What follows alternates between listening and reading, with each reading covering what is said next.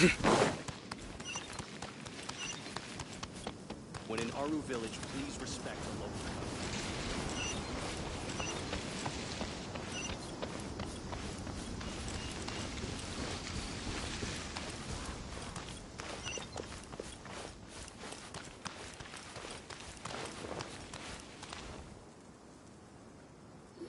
Candace! We're here! Has everyone arrived? Everyone is already waiting inside. Well, what are we waiting for? Let's join them! Please, wait a moment. Before attending the meeting, I hope you can promise me one thing. What do you need? Promise me that you won't commit to anything too reckless. What do you think? Okay.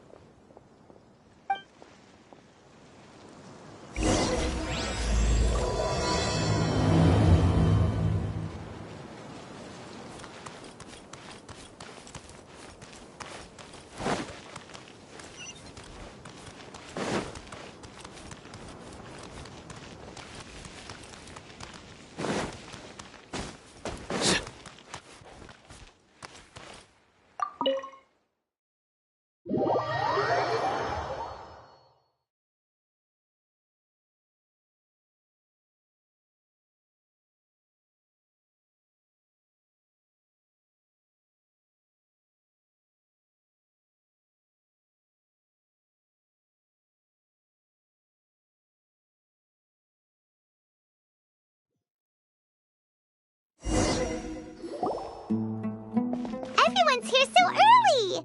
But why isn't anybody talking? We already discussed things a bit. Hey, where have you been? I've missed you too. Are you ready? Very well. Are you sure this is gonna work? I gotta admit, it's bold.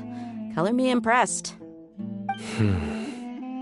It's worth a try. The point of discussion is to arrive at a solution. Let's cut the small talk and move to the next point. You're making Paimon nervous.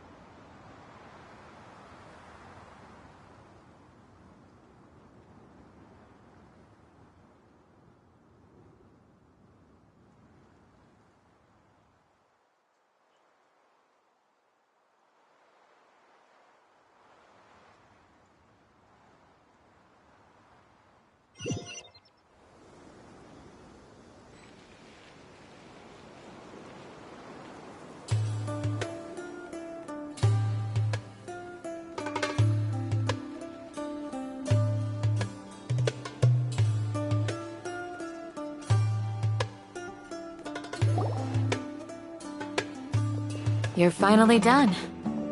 I have some other stuff to take care of. Catch you all later. Come on, don't give me that face. I know what you're going to say. I'll be careful. That's what I wanted to hear. Take care. Well, traveler, Paimon, judging from your expressions, the meeting must have been quite productive. You can tell? I'm not that good at scheming or strategy, but I can sense people's emotions. And based on your reaction, things must have gone quite well. Paimon's a little worried. Hopefully nothing will go wrong. To be honest, I feel the same. But you're already some of the most capable people I know. So you have my trust. Candace gave us a compliment. Your deeds speak for themselves. Candace, we stayed behind to tell you that, although you won't be coming with us, we'll be sure to remember your words. I'm very glad to hear that. I've said the same thing to everyone here today as I said to you when you arrived. your safety is the most important thing. Only when you're safe can the plan be successful. So please, take care. You're welcome. And thank you for taking my advice. Good luck with everything. I'll be here in the village praying for you.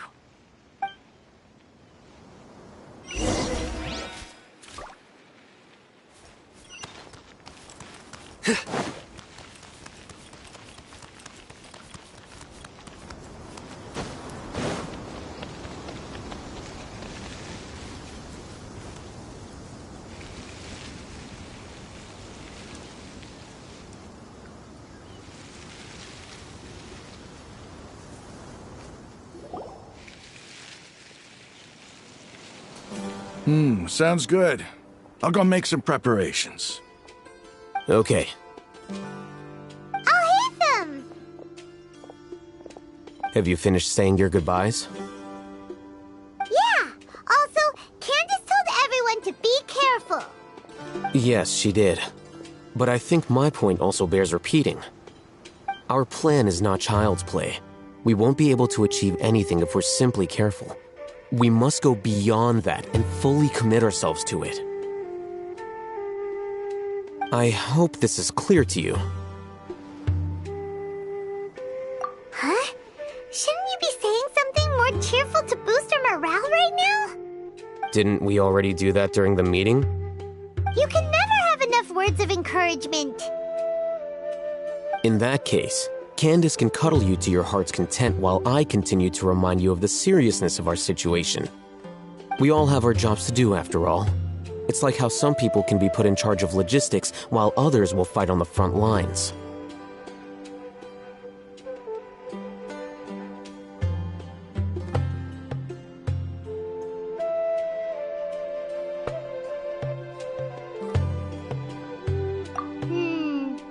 Speaking of the front lines, you don't look anything like a soldier. Of course. Compared to the mercenaries, I'm merely a feeble scholar. But the advantage of not being a mercenary is that I get to stay in a safer place and offer my strategic insight. Just think about that mercenary who lost his mind. Mercenary groups are facing constant danger every single day. Well, being a scholar is also a high-risk occupation, and you are a scholar! I'm not like the rest of them. Even among members of the same species, some will exhibit far more potential than others. This guy. Paimon still remembers when those mercenaries in Port Ormos called you a lunatic. All intellectuals are lunatics in the eyes of fools. I'll take that as a compliment. That reminds me. Do you remember the record we saw in the King Deshret ruins? It mentioned forbidden knowledge. You have a good memory. Forbidden knowledge has the power to drive people insane, but this fact has never been shared with the public. Even I, who has worked in the academia for some time, was never once informed of this. I think those mad scholars and mercenaries we encountered may have all fallen victim to the corrupting qualities of forbidden knowledge. But the academia has always held a different view. They have always believed that symptoms of madness are a side effect of human contact with divine knowledge as mere mortals. Come to think of it, perhaps the academia has also never understood the true nature of forbidden knowledge, and thus always approached the issue from the wrong direction. The Withering, Elazar, and the sandstorms. Don't you think what is happening right now across Sumeru is rather similar to the forbidden knowledge pollution that occurred in the desert thousands of years ago? But Paimon thought that Irminsol's disease is what caused the withering and the sandstorms. At least, that's what Tainari told us. Wait a second. Could it be that... Ah, you've connected the dots.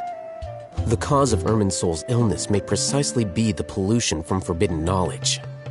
But if that's the case, what should we do? This is huge! Wait. Why do you think Lesser Lord Kusanali would have a solution to this situation? You mean, it's It's related to the scene you saw when you passed out in the Avidia forest? That whole the world forget me thing? In that case, it's imperative that we rescue Lesser Lord Kusanali. Only by working with her to save Irminsul can we completely resolve the problems Sumeru currently faces. To make sure we're still on track, I would like to check on the state of some of our preparatory work. Where are we going? To an Eremite base.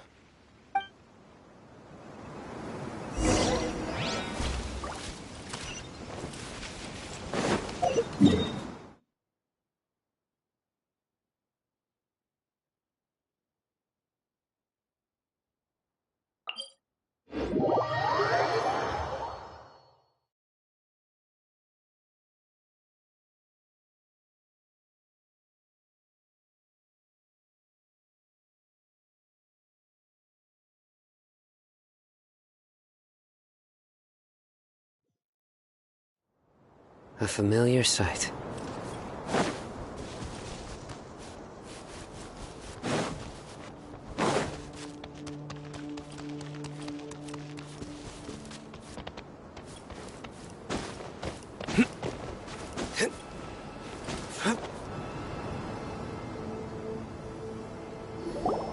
Oh, you made it. Huh? What are they doing here? I gave them some technical work to do. Ah, it's the scribe. And is that the traveler I see? How's the work going? Ah, yes! We have fixed the devices according to your instructions. One of them is already ready for use, while the others are still under repair. Aren't those devices for canned knowledge extraction? What are you doing with those? Look here. Huh? More canned knowledge? Are you going to put more weird stuff into her head again? What's that look on your face? Are you scared? Paimon's a little scared, but very, very furious! That's an interesting response. Anyway, we're not going to use this just yet. As I mentioned during the meeting, this knowledge capsule contains a decree I drew up in the past. The academia should also have their own copy. And according to the plan we just came up with, Traveler, I want you to record something into this capsule. Do you believe we can save Lesser Lord Kusanali? Good. Conviction is the most important part of all of this. Now, please get ready and put on this device. You want us to record our conviction into the knowledge capsule? Yes. Paimon is still really worried. I understand, but trust me, Paimon, this is something we have to do. Because, to achieve this impossible task, it sounds like you'll need to fool your own heart first. Although it may feel like a trick, self-encouragement may be the most important tool we have. Paimon can see the point you're trying to make. Imagine this. We have orchestrated our plan and successfully rescued Lesser Lord Kusanali. As a result, we have changed Sumeru's entire political landscape. Everything went without a hitch, and everyone recognizes and praises our achievements. Now, open your eyes. Here. What's this? Read it out loud.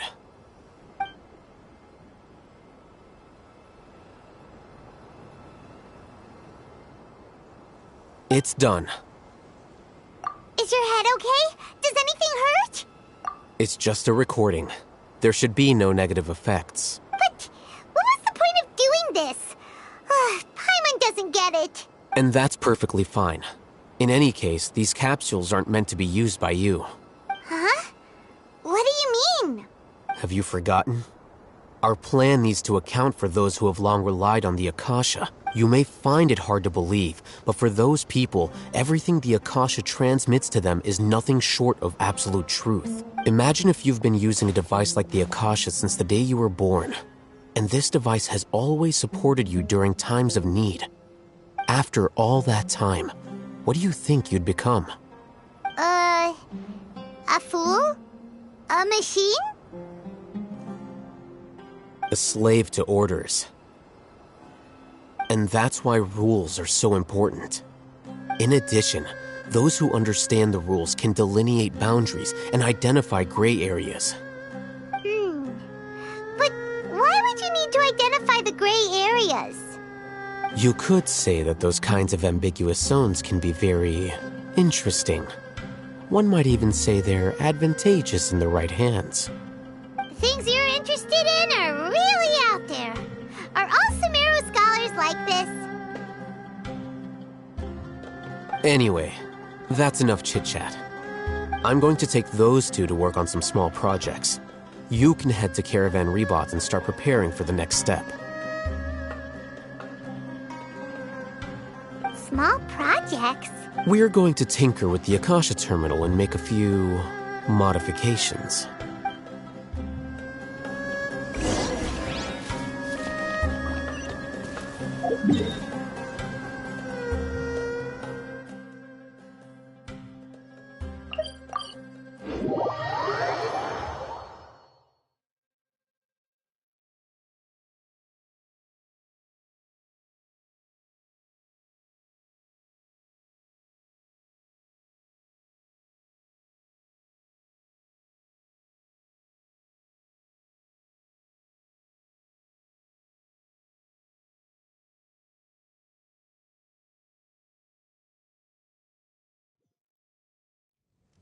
The sunshine will eventually illuminate every hidden corner.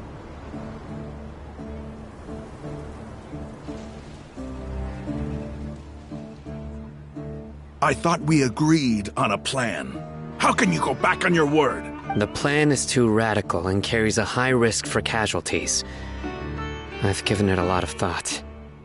And in the end, I still can't agree to it. But it's still the best plan we have. As a former Matra, you of all people should be able to see the bigger picture and recognize the innate advantages of our plan. I did. And that's how I saw the danger behind these so-called advantages. Al-Haytham's plan is even more radical than I imagined. Huh? Why are you guys arguing? My friend, you're just in time. Why don't you help me persuade Sino? He's turned against our plan. We agreed to work out a plan at the meeting. As mercenaries, you're familiar with the local environment, so you'll take care of the specifics.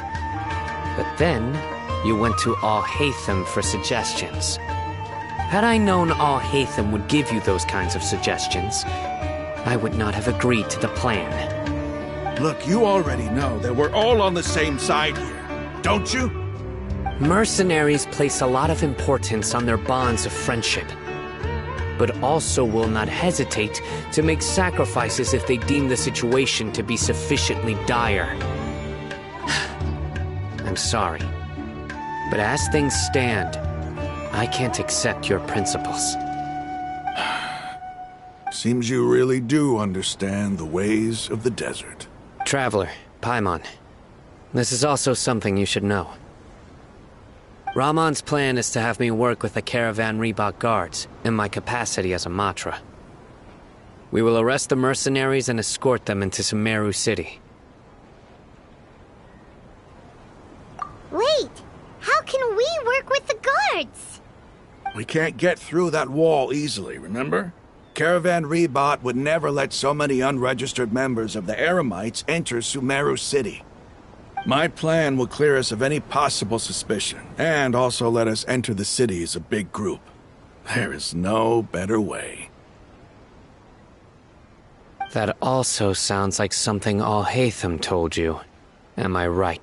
Doesn't Al-Haytham know how dangerous this plan is? Of course he does. He told me, there is no perfect plan, but this can get the job done. He also said that with the help of Sino and the Traveler, our chance of success would increase significantly. I never blindly trust anyone, and I've always had a good eye for people. I think he made a number of valid points. It's my own choice to trust you. If I make the arrests alone, I can control myself and prevent you from getting hurt. But I can't guarantee that kind of discipline from the guards. To make the whole thing more convincing, you'll need to resist to some degree. Casualties are inevitable once push comes to shove. I'm okay with the deaths of enemies. But now that we're allies, I'm against the meaningless loss of our own. I can't believe a Matra would actually care about us. I've lived a hard life, and I can say that people like you are hard to come by. I've always treated my allies with honesty and respect. They have the right to know important things like this. Now you're making this hard for me. Hey, is there something we can do to help? I knew you would say that. We can help fight some of the mercenaries. Sino, on behalf of my people, I thank you for your kindness. But this is a mission we cannot turn our backs on. We strongly value the lives of our friends, but the goal we are about to achieve is even more important. We have no fear of casualties, because we crave the spoils of victory. So please, lend us your support. We will show you the determination of us desert dwellers. Well, now that you've put it that way, I can no longer refuse. But remember, you need to follow the plan and not do anything reckless. Candace made it very clear that we can only achieve our goals if we can ensure our safety. Since you and I both recognize the significance of this operation, there should be no more animosity between the followers of the Dendro Archon. Okay, you have a deal. Let's do this for our shared dream. The guards should be stationed in the courtyard nearby. You can find them there.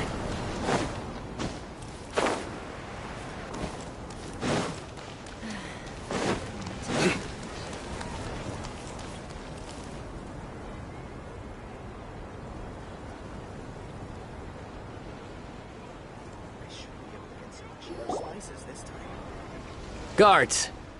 General Mahamatra! To what do we owe the honor? Keep your voice down. This is a secret operation. I'm going to arrest a large criminal gang near this location.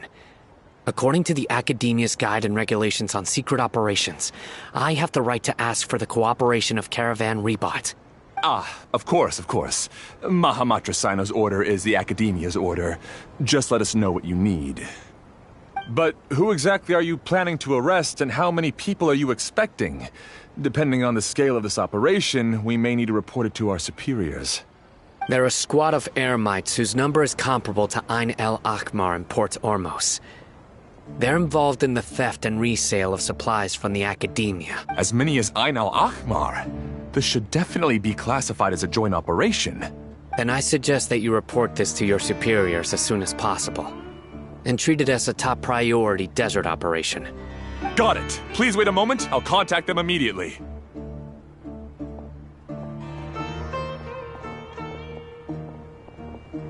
Because this is work. Because I trust you. Paimon can't believe you're still in the mood to chat. This whole thing has Paimon scared stiff. Aren't you even a little worried? What if these guards already know that you have betrayed the Academia and are no longer their General Mahamatra? Even if that guard doesn't know, their superiors might, right? We discussed this, remember? The Caravan Rebot operation is of great importance. But don't worry, the guards there shouldn't know that Sino has stepped down. How can you be so sure?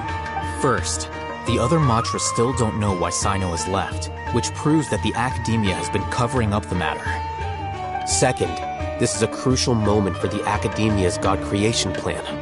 If something were to happen to the General Mahamatra, it's bound to attract a lot of unwanted attention.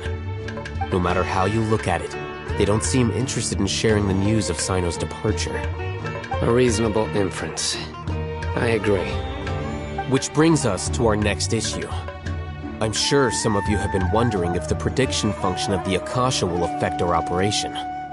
The Akasha is still in operation, so I must remain on high alert. Actually, considering the power of the Akasha, It's quite strange that it hasn't already tried to interfere with my actions. I've given that a lot of thought. For now, I don't think you'll need to worry. If you remember, when you first came to Aru Village, all your actions and routes were predicted by the Akasha. It even gave that information to those who kidnapped the village keepers. But things like that never happened again after we met up with the Traveler. That's true. But why? Look at it from a different angle. Why do you think the Akasha will predict your actions? Because my personal data has been entered into the Akasha. That's true, but the key to this question is, how well can the Akasha make predictions about a person? Haven't you ever thought about it? Just how can it do this in the first place? Because the Akasha controls the entirety of Sumeru. The Academia firmly believes that all human actions can be explained through logic. By sorting and analyzing entered data, the Akasha can derive behavioral logic and predict the actions of those who fit an existing logic model. However, at the risk of sounding like an advocate for fallacies, can everyone truly be considered logical at all times? Emotions are part of our behavioral logic, but can you guarantee that every experience of the same joy or pain would be equally intense? How can our feelings and opinions be predictable down to the letter in every single instance? Sino, in the past, you've always worked alone. In the absence of another person who could sway you or your thoughts, the Akasha could produce predictions that were similar to your real-life behavioral principles. Decisive and principled, you were used to solving problems alone. That's why the Akasha could figure you out. But now, you've joined a team. And I believe the Akasha hasn't yet figured out the full composition of it. Our thoughts and logic have intermingled and weaved themselves together to become a complicated, chaotic mess. Any one of us could potentially disagree with another. The Akasha lacks data on these interactions, and it's impossible for it to predict your actions in the future based on your decisions in the past. After all, there's probably a limit to just how much we can be modeled or controlled by data. So, in my opinion, you're probably safe for now. Makes sense to me. I agree. The Akasha is not alive, and I don't think we can be completely controlled by something without a mind of its own. Is that so? I guess there are things that even the Akasha cannot calculate, and people will not be forever trapped by the past. I'm so glad that this is settled. Next time, pay attention during our meetings. Will do. Just remember to stay vigilant. Footsteps! General Mahamatra, we were not expecting your presence here. I'm the security officer of the Grand Deshret Desert District. My name is Luxembarbo. This is my assistant, the Traveler. She will be working with me. The construct next to her is for her work. Beep! Construct, beep! What a great honor to meet you. Your golden hair is as bright as the sun. And, is this the latest technology from the Academia? Have you made a decision regarding the matter I mentioned to your subordinate? It seems to be a dire situation, so of course you will have our full cooperation. To be perfectly honest, I've always longed to go on a mission with someone as well known as yourself. There's no need for flattery. Yes, sir. Take your most elite platoon and follow me to the eastern side of the district. We will carry out the operation there. Understood. Map. Hurry, bring the map!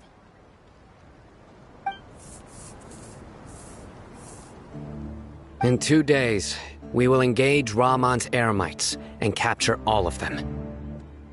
Any questions about the time or location? None at all, sir. Good. See you then. Yes, sir.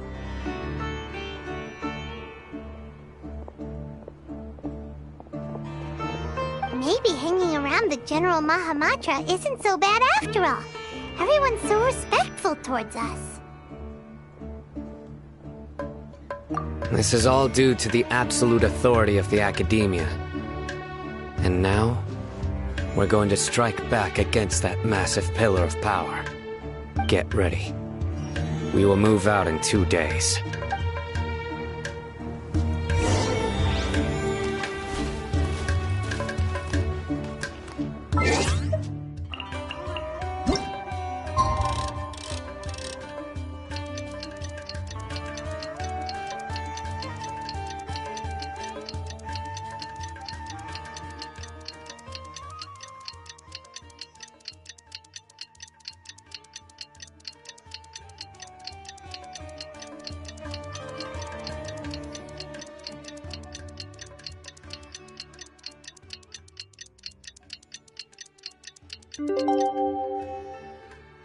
Luck can swing the results of... Time for the operation! Let's go meet Sino in the desert!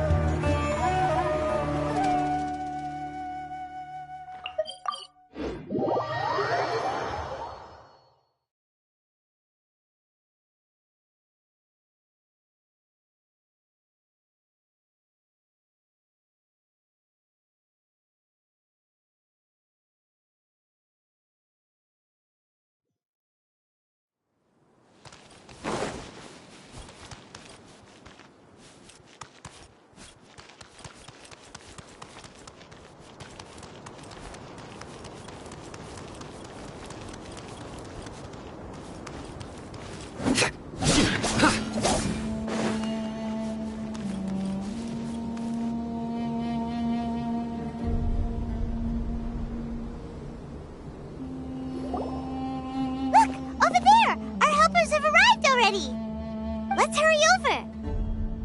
Wait a moment. Ah! Oh, it's you.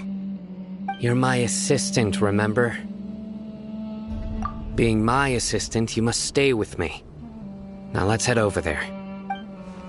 It's General Mahamatra and his assistants. We meet again. You're here early. It's to show how important we think the operation is. Since this is a big case for the Academia, we are prepared to give it our best. I'm glad to hear your sense of resolve. Remember, we must capture them alive. They are our only leads for the case. If they die, we will be unable to continue the investigation. Understood. Everyone! The Eremites are approaching from the west! Make preparations and be ready for combat!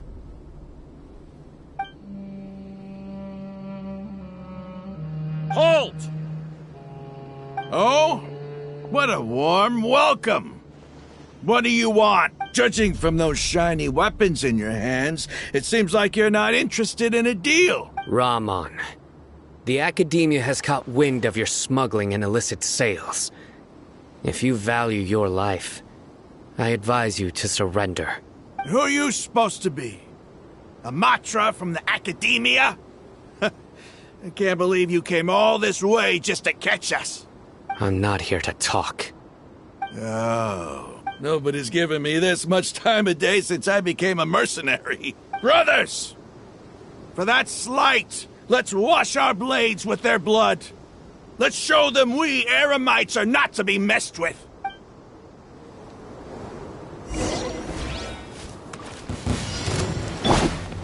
By royal decree. Nowhere to run!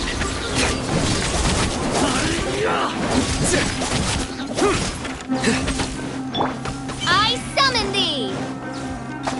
Shadow Raven, let night fall! Surrender!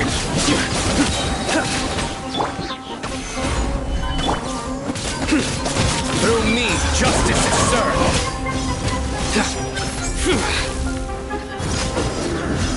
You stand condemned! Guilty! You stand condemned!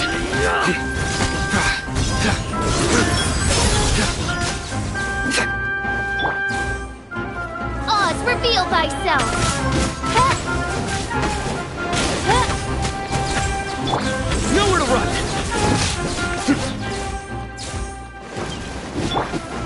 Ignite Phantasmagoria! Gather! I will have order!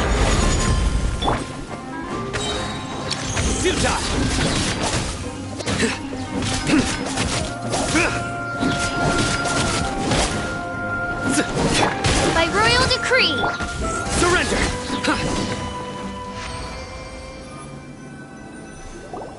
It's over. We have subdued them. The operation is now over. All Eremite mercenaries and related personnel in the area have been arrested. You pitiful Dendro Archon dogs! You'll regret this! I'm afraid you'll regret it first. King Jeshred will curse you, and you will all— Silence! Oh, Restrain them and take them back to Caravan Rebot. Count their numbers and send them to the Academia as instructed by the General Mahamatra. Yes, sir!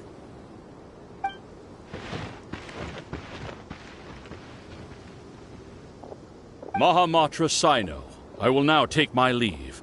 If you need further assistance, please come to Caravan Rebot and ask for me. Understood. You are dismissed. There they go. Let's talk elsewhere.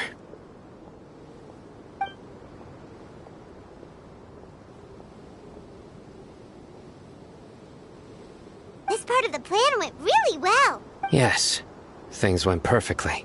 That's fantastic! And that punch you gave Ramon there sure looked convincing enough.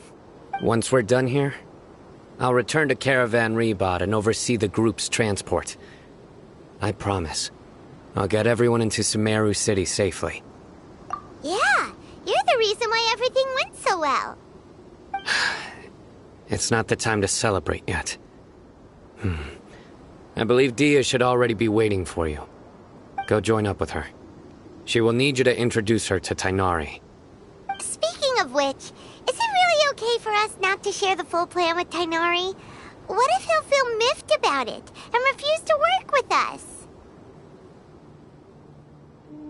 I have a very close relationship with Tainari. Given how well we know each other, I believe my message alone should be enough to bring him to our side. He knows I won't make jokes about things like this. If we need help, Tainari is the best option. Get ready for the next phase of the plan. Don't keep them.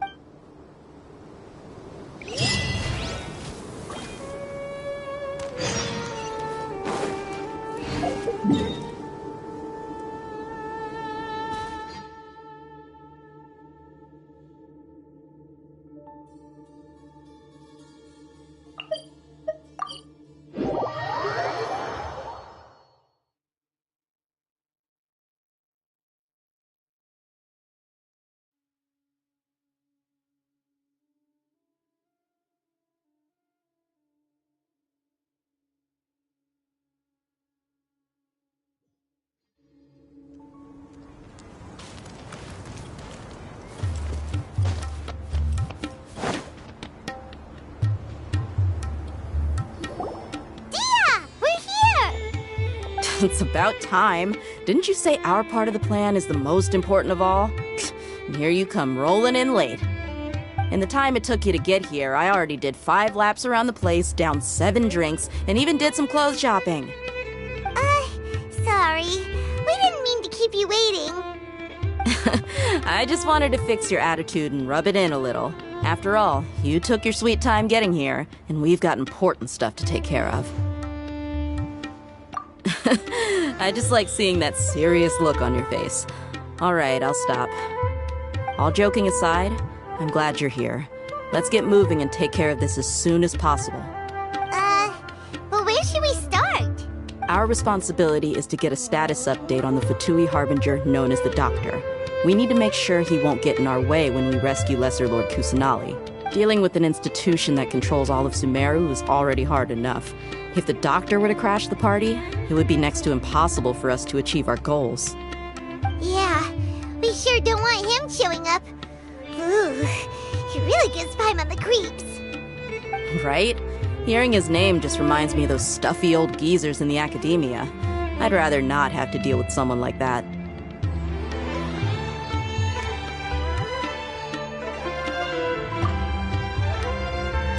According to the plan, we should first go to Pardis Di and ask for Forest Watcher Tainari. If all Hatham and Sino's sources are solid, then we can be sure that Tainari still has the Academia's trust. So, we'll find Tainari and convince him to get us the latest intel on the Doctor. Then, depending on what we learn, we'll make any necessary adjustments to our plan. The sages have placed spies everywhere on the other side of the wall. I'll follow you as a bodyguard. You should be honored. I don't offer my services to just anyone you know. But Paimon thought mercenaries would do anything for Mora. That's certainly true. But when multiple employers are vying for your services, you should always go with the best offer. Let's see. If I were to charge you a bill, I guess I can apply a discount. How much more do you want? Paimon's not sure we can afford it. How much do I want? Hey, how about paying me with a smile? What do you say? I haven't seen you smiling much recently. If you ask me, someone like you must look lovely when they smile. Come on, give me a smile so that I can be less worried. Looking good! I hope this pretty smile will become our lucky charm. There are many kinds of smiles, but only a truly joyous one can bring blessings to others. Let's consider this smile a down payment for our future victory. Let's go. It's time to pay a visit to Pardis Di.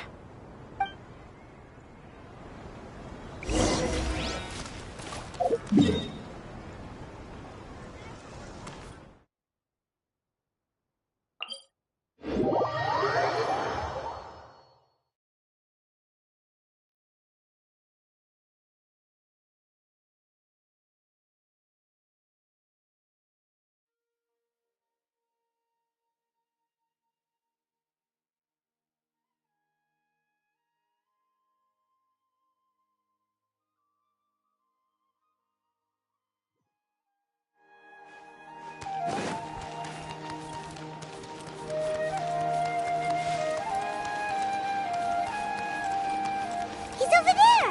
Let's go say hi!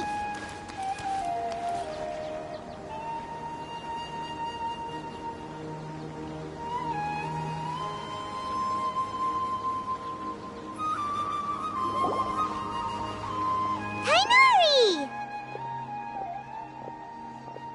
Ah, Traveler, Paimon. And you are? Hey there. This is our friend Dia. She's an Aramite mercenary. A mercenary? You must have some big news for me.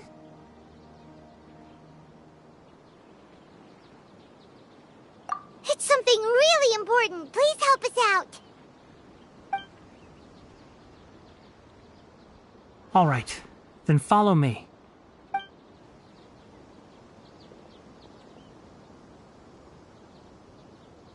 This place is better. We won't be disturbed by any passerby. Okay, what is this important thing you want to ask me?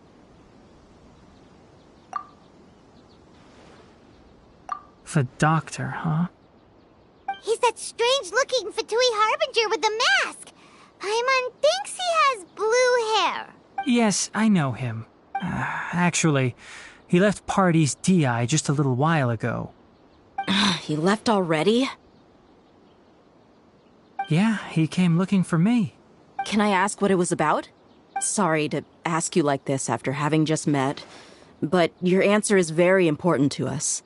For now, all we can share with you is that your friend Sino is working with us. Sino, you say? I see. So that's why he hasn't been at the Academia. Okay. I will answer your questions and will assist you any way I can. You don't have to tell me everything that's happened. Sino's name really does work wonders. You're not even a little worried that we might have made it all up? Despite having just met you, I can sense that you're the serious type. Between you, the Traveler, and Sino, none of you strike me as the type that would conspire to deceive me. You don't need to tell me anything you don't want to. I'll also get straight to the point. The Harbinger you mentioned came to me because he wanted to take the scholar Hypatia away with him. Hypatia? Why would he want her? And what do you mean by take away? Is he planning to leave Sumeru? Yes. He told me his return to Snezhnaya is imminent.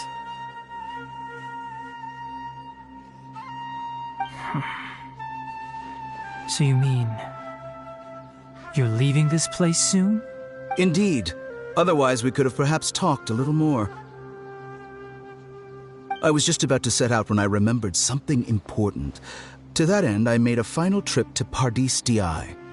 Let me ask, have you been taking care of a scholar by the name of Hypatia? Your sources are accurate. No doubt because you recruited many informants. But you're right. Hypatia has indeed been receiving treatment from me. Forgive me for asking, but how's the treatment coming along? Given the way you're asking, I assume you have something to say. Since you asked, I'll be frank. I would like to take Hypatia to Snezhnaya. It's incredibly difficult to transfer a patient. As a scholar yourself, shouldn't you at least be aware of this? Oh? I can't believe your utter lack of faith in me, to the point of even questioning my general level of knowledge. How unbefitting. Well, you're the only one who's ever made such a request. I have my ways of keeping her safe during the journey. In addition, I can also promise that under my care, Hypatia will receive the most advanced and effective treatment. I will personally supervise her treatment and see to her recovery. Would that be agreeable to you? Hypatia was born in Sumeru and remains a scholar of the Academia. Her situation has not become dire enough to necessitate her transfer to another nation. Transporting her to Snezhnaya is risky, and the potential benefits are unknown. As the person currently responsible for her treatment, I cannot possibly sign off on this transfer. Your suggestion is rude and reckless. I'll pass. I don't know much about the doctor, but after talking with him, I realized that, just like many other scholars, he possesses an aura of arrogance that I've come to detest. It's not so much that he's looking down on others, but more that he's so confident in himself and his abilities, to a point of near insanity. I would never refer a patient to someone like him. I prepared myself for a protracted battle of wits, and was really surprised to see him just give up on the topic. Still, his reaction really concerned me.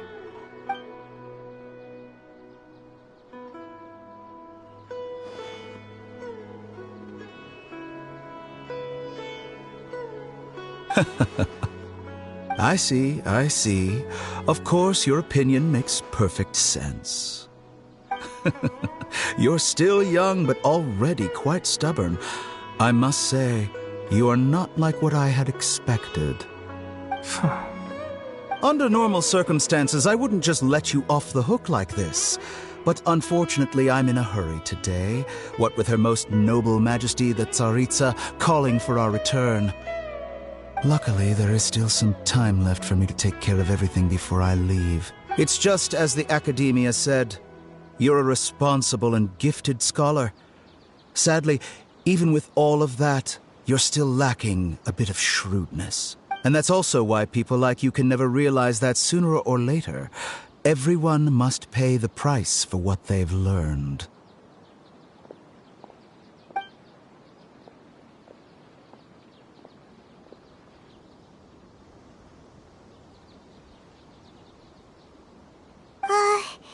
Paimon can't help but feel like he's hinting at something unpleasant.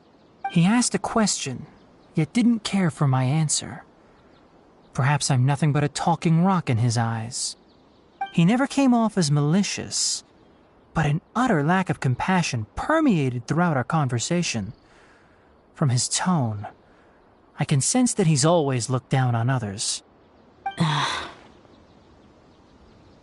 can barely believe it myself. But if that's true, the situation will be in our favor. I don't think I missed any details. Frankly speaking, I don't want you to do anything too risky. Now that you know a little more, it should be easier for you to stay safe.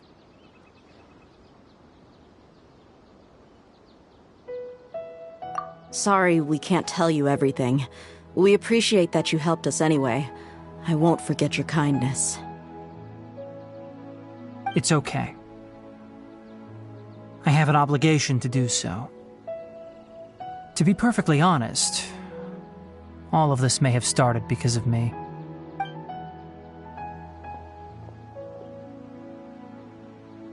Recently, my master wrote several letters to me, asking me to return to the academia and assist him with his research. Hasn't he already asked you several times before? Yes, but there's something off about this most recent batch of letters.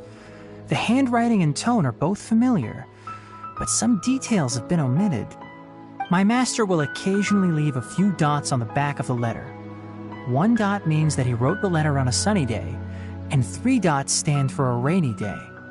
This has been a habit of his for many years, but I didn't find any dots in his recent letters. I believe something may have happened to him. I get it. Since you are always at Gandharvaville, you would like me, someone already working at the academia, to investigate this matter, right? I'd like to ask you to do that for me. If you can keep yourself safe, please withdraw immediately at the first hint of danger. I can do that, but I have a feeling it won't be that simple.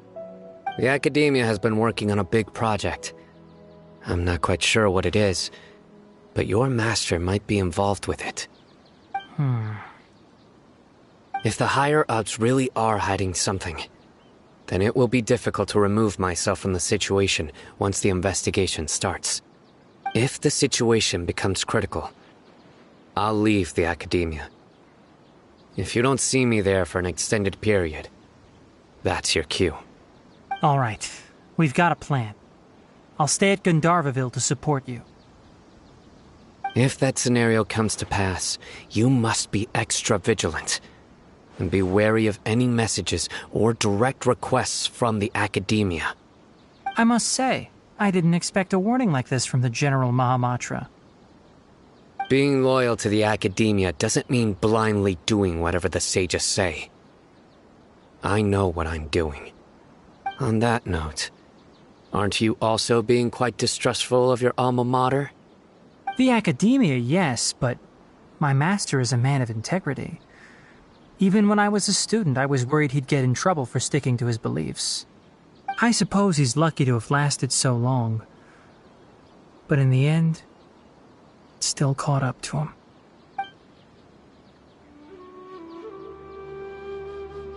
I see.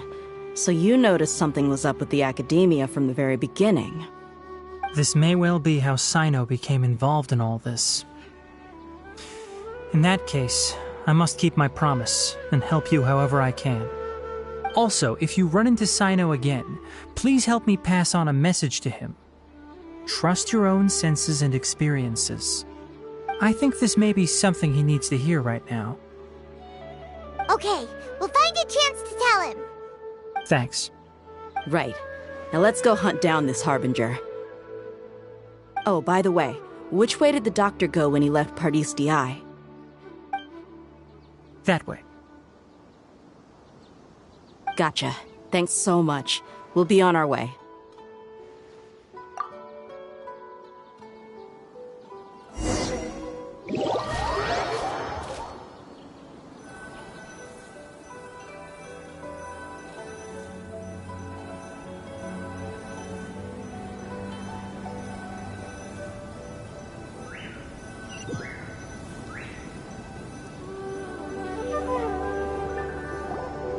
According to Tainari, the doctor is leaving Sumeru soon.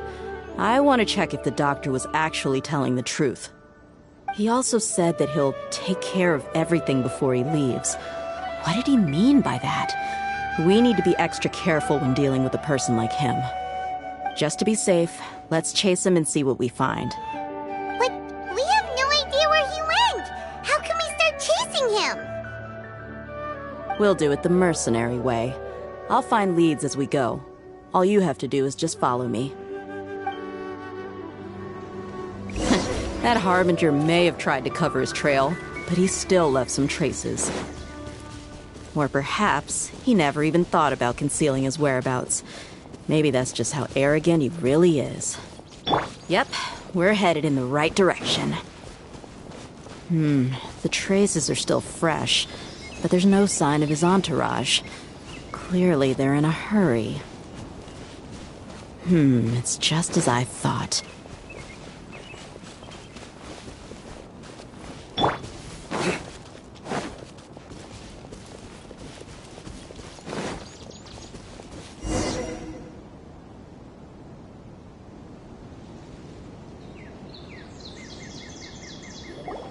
We can stop here. I think I know where the doctor went. To the south of here is Port Ormos, which seems to be where they're headed. Port Ormos? They're going to leave by boat? That's right. Let's go to the port and have a look for ourselves.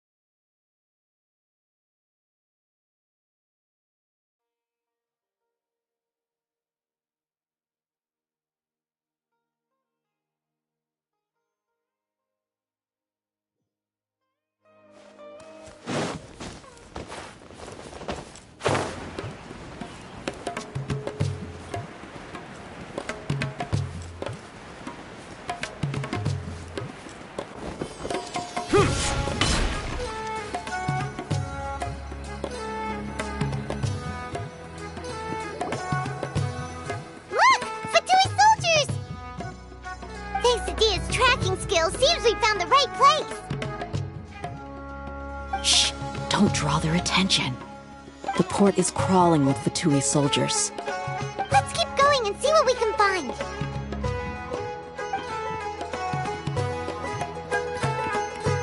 Now this is a proper farewell ceremony for a Snezhnayan Harbinger. The Lord Harbinger is leaving. I've still only seen him once or twice. I used to hold a position in our homeland, and back then, the doctor spoke in a very different way from the way he speaks now. Maybe the way people talk in Sumeru has rubbed off on him? It's always like that when you spend too long away from home. When he gets back to Snezhnaya, perhaps it will also take him some time to get used to the life there again. Huh? But, sir, that can't be right. No, I remember it like it was yesterday. Both his expressions and tones are now very different. Also, for some reason, he seems like he's all smiles now. You must be mistaken. Nobody's supposed to look happy when they're on a business trip.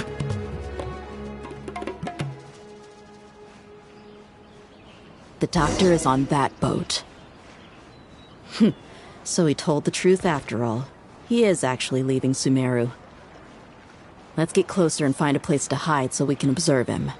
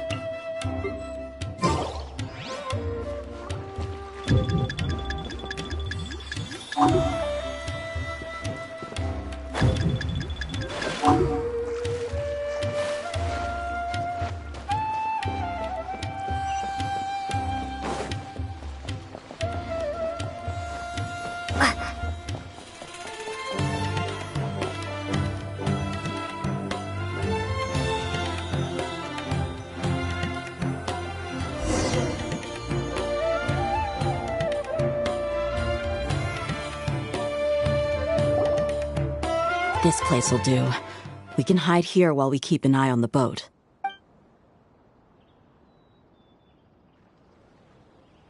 Uh-oh! He saw us! Huh? Is he waving at us? It's time to say goodbye. Wait, is he the only person on the boat? You mean there's nobody with him? And where are all the soldiers we saw in the port just now? They were all here just a few minutes ago, but now they vanished. So this was a trap. Wait, don't tell me that. Luckily, there is still some time left for me to take care of everything before I leave. Oh no. They might be after Hypatia. Let's get back to Party's DI. Huh? What do you mean? I'm afraid that she's seen something that she wasn't supposed to see. If I were the Fatui, I would also try to take her away. And if I couldn't... Oh no! Are you saying they're going to kill her? Let's go!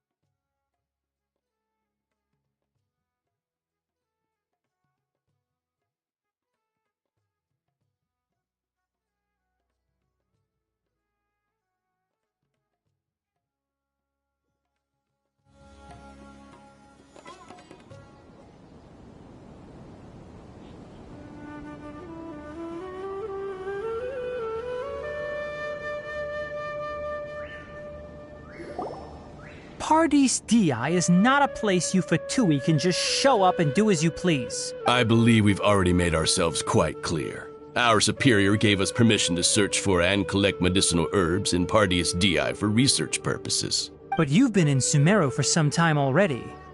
I find it coincidental that you chose to only come here today. Even the Grand Sage himself may not have the right to question our research, much less an ordinary scholar like yourself. I've done my duty to inform you. Don't make things difficult for yourself. It would seem that my words have fallen on deaf ears. You can keep trying to deny it, but coming to Party's DI now? I'm pretty sure you're not just looking for herbs. With all due respect, your baseless speculations will only lead to unnecessary trouble. Well, you only have your Harbinger to blame. He knows nothing about keeping a low profile. I may be staying at Party's DI as a scholar, but that doesn't mean I'm no longer a forest watcher. It is still my duty to protect the peace and safety of the scholars who have contributed so much to Sumeru. Then it seems our conversation has hit an impasse. No one will lay a hand on you, Hypatia. Not on my watch. Tighnari! Are you alright? I'm fine. These Fatui have really crossed the line. Time to teach them a lesson.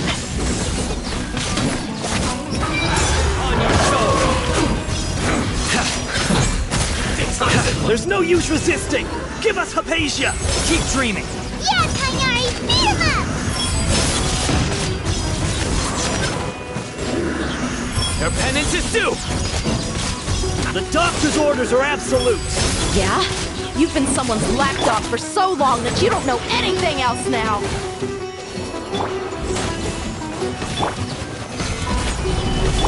Suta! No escape!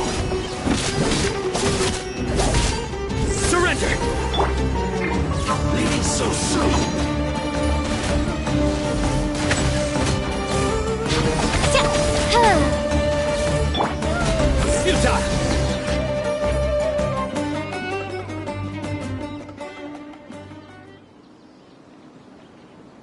We're not getting anywhere. Traveler, Paimon, please go to Hypatia. We need to make sure they don't try to sneak around and attack from behind. Got it! Hypatia's still here. Doesn't look like anyone's broken in.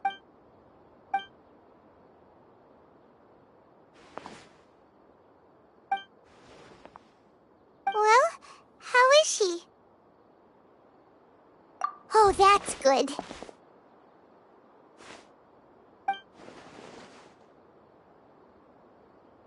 So, you think this is over?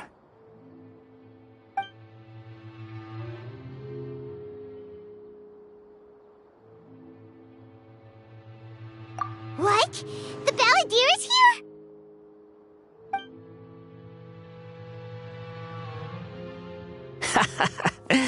I've missed that look of abject horror.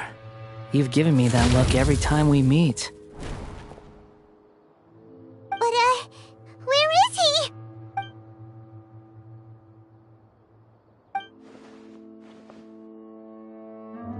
I can hear all of your thoughts, you know. Don't you remember? I already saw you the first time you came to Parties DI and made contact with Hypatia.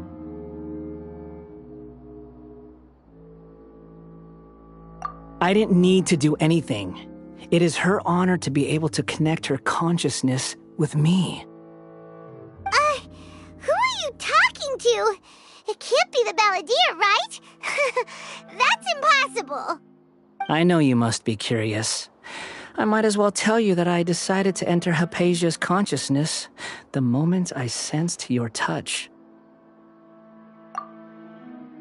I wanted to observe you on a fool's errand.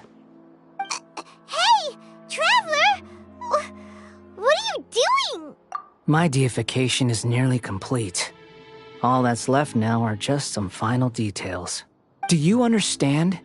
Even if you manage to rescue Lesser Lord Kusanali, it will be impossible for you to defeat a bona fide god like me. Is it wise to force that childlike god into a divine battle against me? Scholars consider the God of Wisdom to be the sum total of their faith. It's how they can justify reverence for a god as they construct it. But this also shows that humanity's worship of gods is a combination of blasphemy and exaltation. It's truly laughable. Yes. What is it?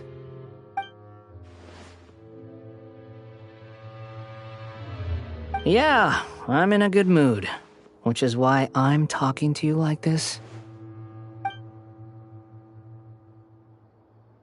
What do you mean?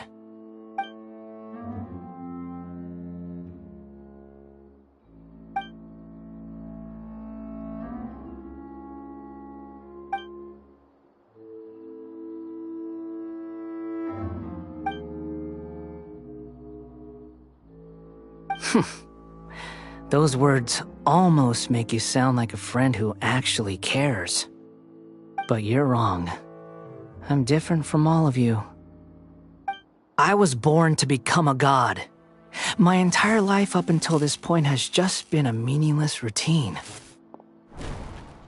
Just think about a sheet of paper. By itself, it holds no meaning. The content recorded on it is what gives it value. All I had recorded down before were some painful memories and boring human feelings. Such senseless drivel should have been erased a long time ago. Indeed, to me, the sight of you fools in your futile struggles is far more amusing. Tell me, just what has this world done for you to protect it with such zest and conviction? I'm connected to your consciousness, so I can hear what you're thinking and sense the depth of your determination. This is a good conversation we're having. So here's a word of advice. Let go of your misguided guardian complex. You know nothing about the truth. It'll be for your own good, as well as everyone else's. Humans are a species that can only find bliss in ignorance.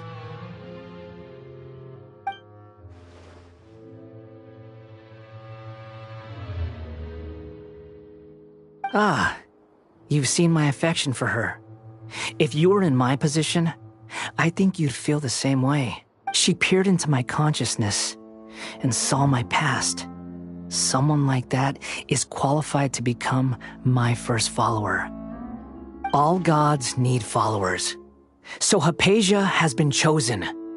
Her appearance heralds my imminent arrival at the throne of divinity, while her worship shall become my glory.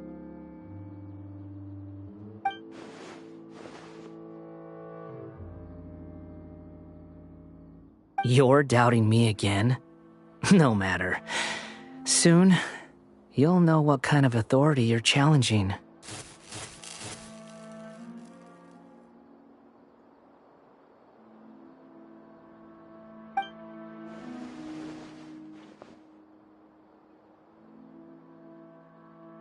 Who wants to hurt my devout follower?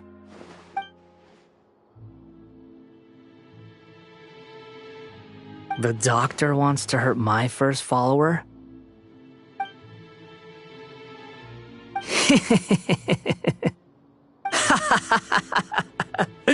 How very amusing. Has anyone ever told you that you're not good at sowing discord? The doctor has never known his place. Even now, the puny human thinks himself capable of interfering in the business of the new god. You're still too naive if you think a few words will be enough to convince me to destroy the doctor. But I'm willing to give you a gift, just like my expression of affection towards Hypatia. It is an honor for you to be able to stand here and speak with me. As my listener, you will be rewarded.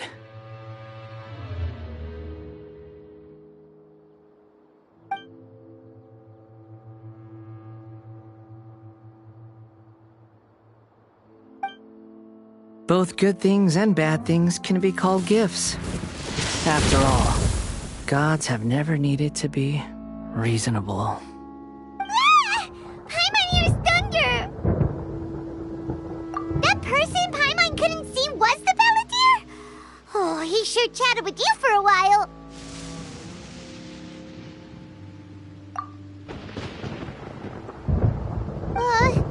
Where is the storm headed? That means anyone outside is in danger! Let's go! Tainari and Dia still must be fighting!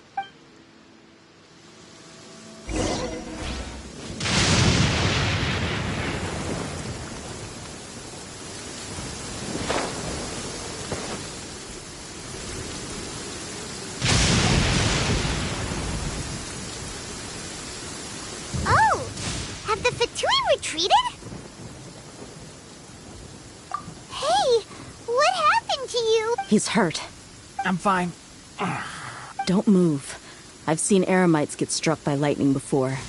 You need to rest. Struck by lightning? We were fighting, and just as things started looking grim, the weather suddenly became extremely strange.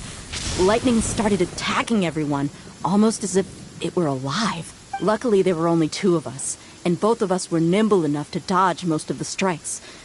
There were a lot of Fatui, though, and they were being torn to shreds by the bolts of lightning. With that, all the Fatui soldiers were forced to retreat. It's all right. My wound aside, you look like you've seen something unpleasant. Is Hypatia all right?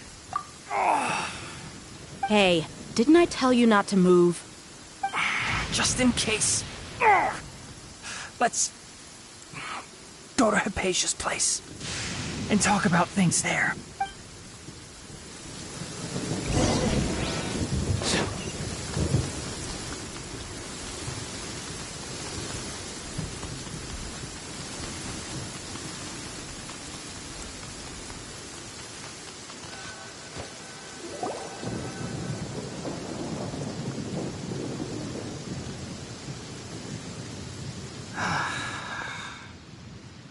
Thank goodness she's fine.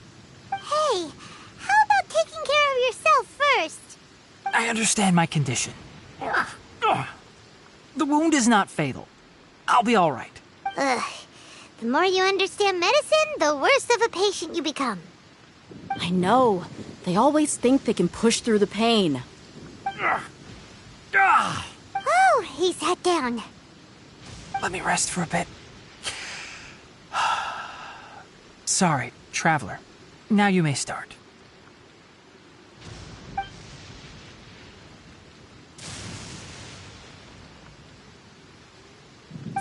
that's what you were talking to the balladeer about? Oh. The Academia's God creation plan. How ridiculous.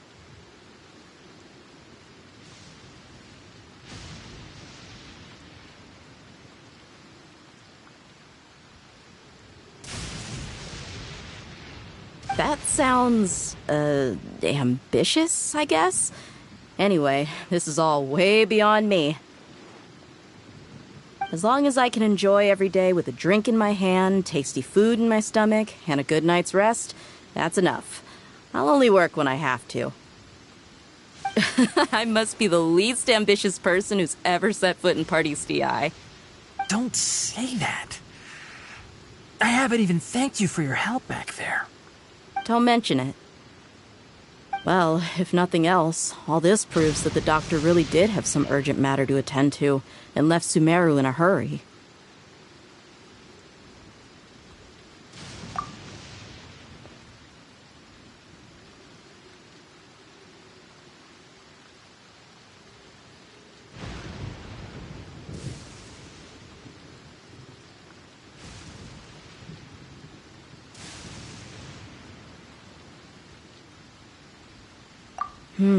Maybe the Fatui want to cover up some secret of the balladeer. Is that why they tried to seize Hypatia? You said the balladeer claimed that Hypatia has seen his past. So, what could be there? Have you noticed?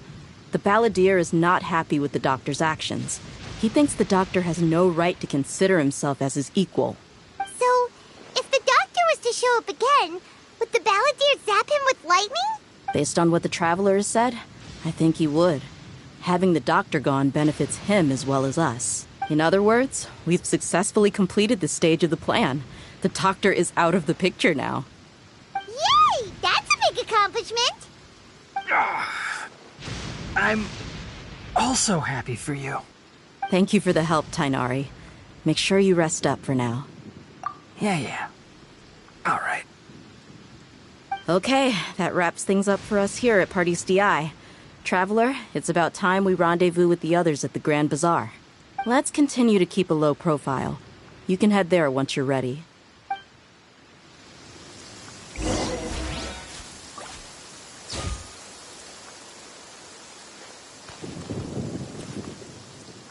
You can just focus on your plan. Leave Hypatia to me. My wound isn't going to get in the way. Oh. Okay. Guess I'll sit still for a little while longer.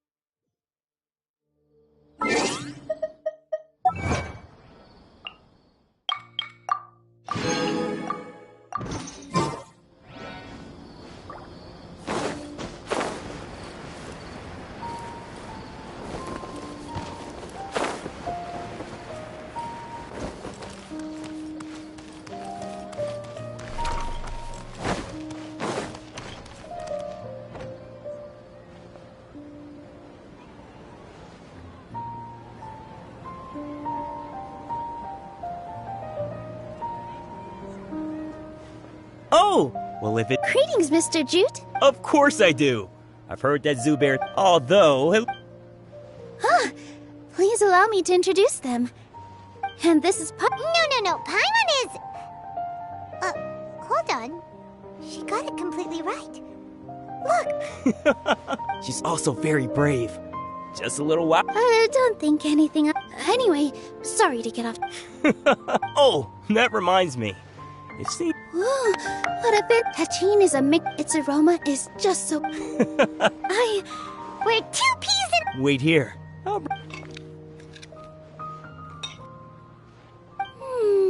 Whoa, what a dish! It's sweet and sour and full of deliciousness! Paimon... No matter how many... I baked a lot just now. You made so much. It was nothing. Making ones... Don't worry about it. Make sure you got everything. Feel free to come back. Paimon's starting to under...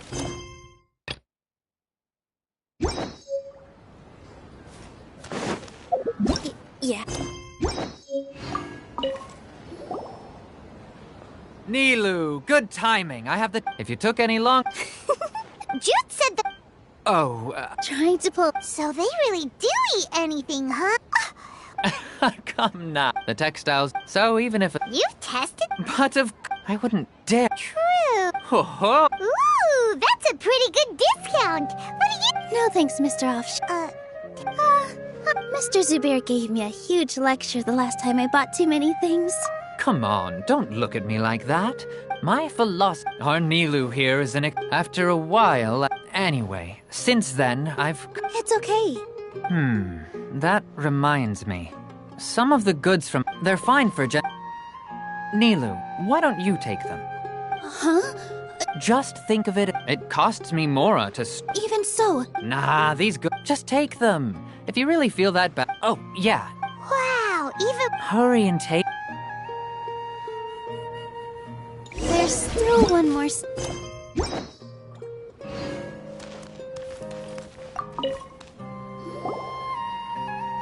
About time, Nilou. Farhad. Please, I wouldn't spoiling yourself. Yeah. Weren't they? Yeah. And they're coming. Oh, the more. Oh, yes. We even prepared. I really think we should wear some. Wow. Farhad did most of the work. That is pretty... Hey. I know. All right. Why don't...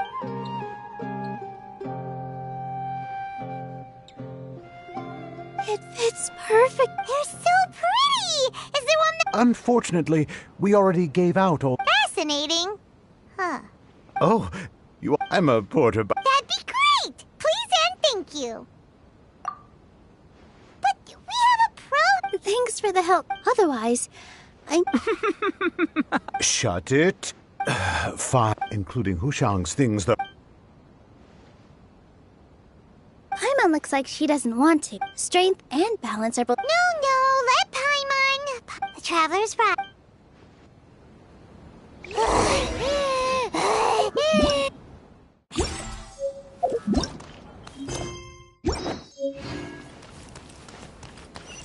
Paimon can't fly anymore. Are you okay, Paimon?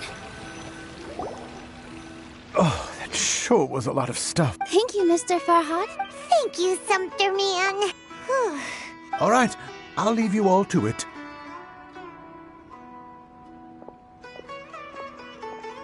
See ya. Good thing we had Mr. Farhad with... Of course. We're all like Nape With this many free... Later on, when you order the wrong item, or make too much of... That's why there's no need to stress over the... Oh! This has become our norm. So really, alright. Feel free to hang out here for a bit. Nope. You two are our guests.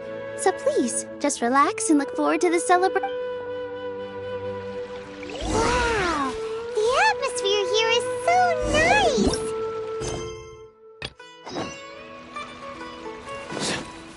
Let's take a break and immerse ourselves in this warmth. All right, everyone is here. How did everything go? Any luck with your missions? Let's report back one by one. I'll start first. We've made the necessary modifications to the Akasha terminal. In addition, the props required are also ready. I'll go next. The Traveler and I went to Party's DI. The situation was a bit complicated, but we found Tainari. Unfortunately, he was wounded during a fight. Who was behind it? Well, that's the tough part. What should I say, Traveler? The Fatui or the Balladeer?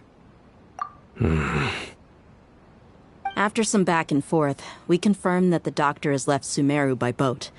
He has something urgent to attend to back in Snezhnaya. So, we've successfully removed the doctor from the picture. Also, Tainari's already resting, so he'll be okay. Good. Oh, Tainari also asked us to tell you this message. Trust your own senses and experiences. All right. I'll remember that. Everything also went smoothly on my side. The Eremites should have arrived at their destination by now. To avoid alerting the quarry, they will stay there for now. I can't believe you actually got so many Eremites into Sumeru City. It's all thanks to Rahman and his brave team, as well as their bold strategy. It appears to have been very effective. I'm glad to hear it. Well, is that everything? Okay, this meeting is adjourned. Huh? Wait, you mean that's it? Well, what else is there to discuss? Shouldn't you end with some words of encouragement? You know, to fire us up now? Personally, I'd rather we all go home and get some rest. I'll hate them, Ugh. Oh, and if you wanted someone to say something to that effect, then I must reiterate that I'm here to strategize and not to lead. So you should find someone more suitable to do that. But I thought all of you academia big shots were great speakers. Then I should remind you that I'm the scribe. I know that. So what? A scribe is responsible for recording meetings, not speaking. Fine, whatever. Well, Sino doesn't seem to be much of a talker either. I guess that leaves it to my employer. Employer? Yep, the Traveler hired me.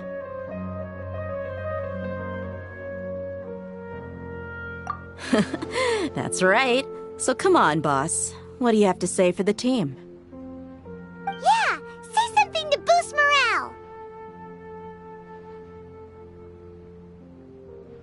Huh?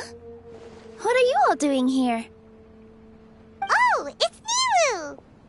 Hey, everyone. I'm not disturbing you, am I? Not at all. I was actually just about to go find you. Judging from the group and all your serious faces, you were discussing something important, weren't you? But you also look like you're up to no good. Seems pretty interesting. Welcome, Nilu. Would you like to join us? Huh? Join you? You mean, you also want to discuss something important with me? Yes. Something very important. Nilu, are there any breaks in your performance schedule in the upcoming days? Huh? Wait, you're seriously inviting me?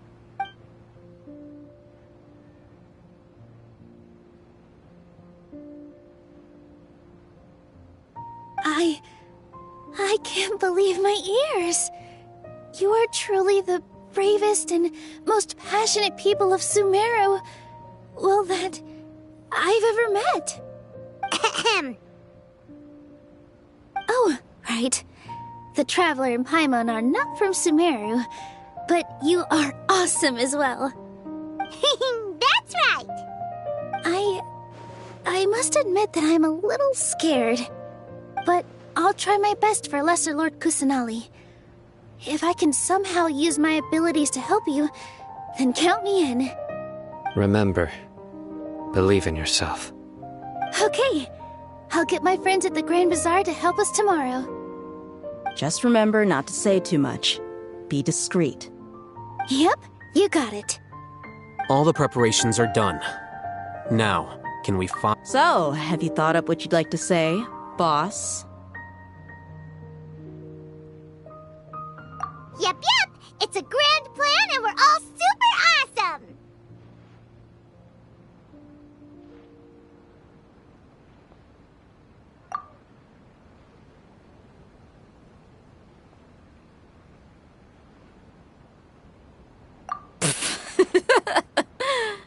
Well said. A good night's rest before an operation can be the difference between success and failure. Thankfully, I've had my place to myself recently. It's been nice and quiet. Huh?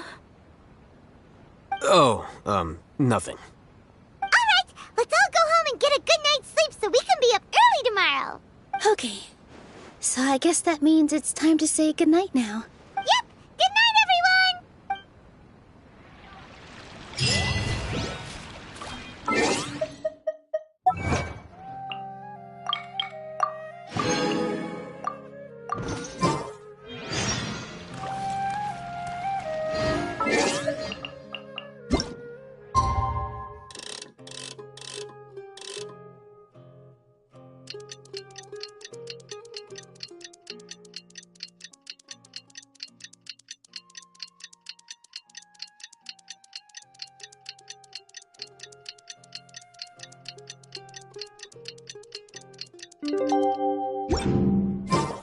Today is the Academia's Nia Garbaha Day.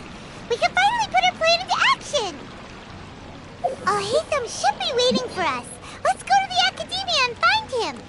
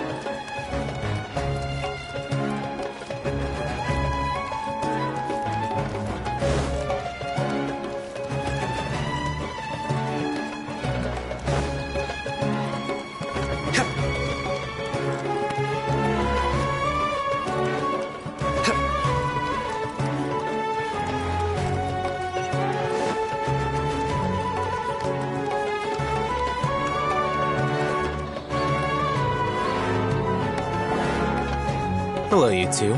Sleep well? Not really.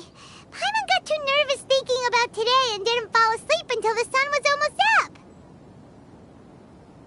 What about you, Alhaitham? Naturally, I slept just fine. After all, a good rest should be considered part of the plan, since energy is an important resource. You just want to show off how calm you are. It's crucial to dissipate any tension before we execute our plan. The only thing you're doing is being annoying! Anyway, do you need me to go over the game plan again?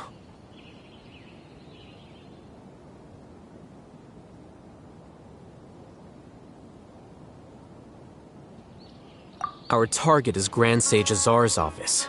Everyone in the Academia knows that's where the Grand Sage's console is. Only they can operate it. Many restricted commands and operations are executed via that console. I'm sure that console has a way to free Lesser Lord Kusanali. You know, Paimon's been thinking, what kind of technology could let the sages imprison even a god? That isn't something they could have accomplished with their scholarly talents alone. In the Sanctuary of Suristhana, there's a device of Greater Lord Rukkhadevata's that she once used to isolate herself while meditating.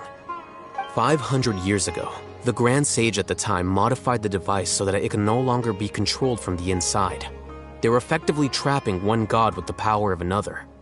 So, how are we gonna get to the Grand Sage's office? Don't forget, today is Nyargarbaha Day, arguably the most important day to the Academia. The sages and core Academia personnel are busy loading the latest batch of research developments and legal decrees into knowledge capsules, so all the Darshan's researchers have their noses to the grindstone, and the Academia's grounds are flowing with all sorts of people. It's the perfect time for an infiltration. When the Grand Sage leaves his office to supervise the entering process, that's our cue to access the console and free the Dendro Archon. Well, yes, that's just the visible side of our plan, after all. If precedence holds, the Academia should have already started preparing for Nyargarbaha Day. Everyone should be in position. All that's left is for us to lead the charge. Let's go. So are we just gonna walk in through the front door, or...? Yes. Were you expecting a stealthier approach? Paimon can't think of a good comeback. Alright, it's all on Alhaitham if things go south.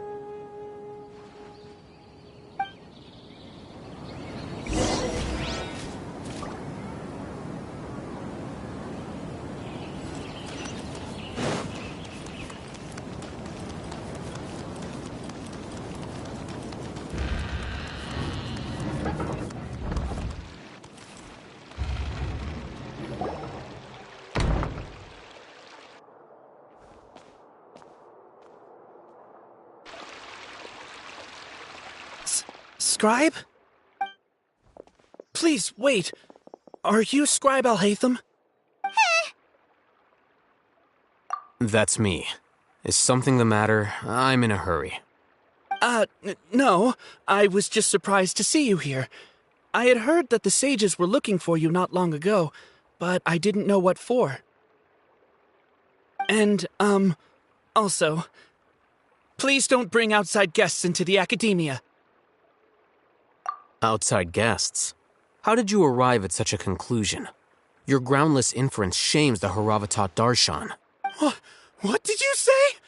I'm the top student in Haravatat, and I earned 3rd place at the last Inter-Darshan debate. Don't look down on me! That wasn't my intention. As your Haravatat senior, I just assumed that you possessed a greater aptitude for critical thinking. Look, based on what you already know, the purpose of my return and the reason they're here should be obvious. Is that so? Wait a moment. Let me think. Don't tell me the answer. The sages search for you. A blonde-haired traveler. Outside guests. So, from the start, the sages weren't looking for you, but this traveler? And you were gone from the Academia for so long because... Hey, shh. Yes, you've proven yourself as the top student in Haravatat. I surmise you've arrived at the correct conclusion. As I expected. Please, forgive me. I wasn't thinking clearly just now. It's nothing. We'll be on our way then. All right. Thank you for your contributions to the Academia, Scribe.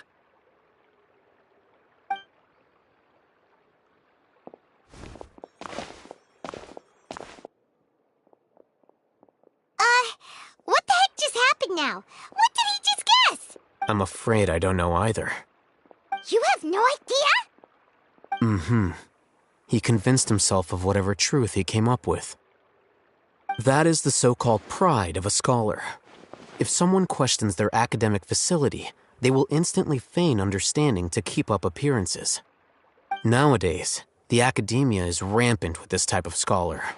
Their obvious farces of intellect only serve to highlight themselves as fools. Wow, so there are special ways to deal with smart people. We don't even need to make up our own excuses. We shouldn't waste any more time. It would be problematic if we missed our window of opportunity. Let's go.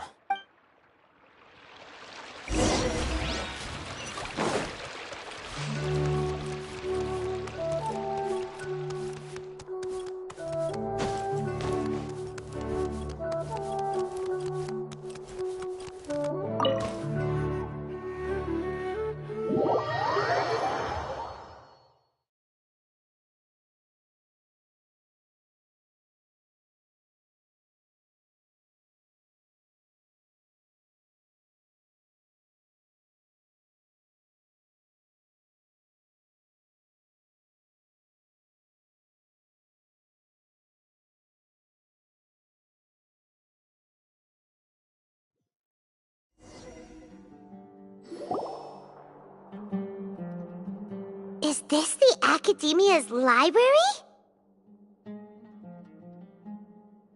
Indeed. Known as the House of Dana, it is quite possibly the most extensive special collections library in Teyvat. There are a lot of students going through here. Is it really okay just to waltz right in? The Academia marches to a fast beat, especially since it's Nagarbaha Day. They're all occupied with their own matters. Just act natural. Now, hurry along.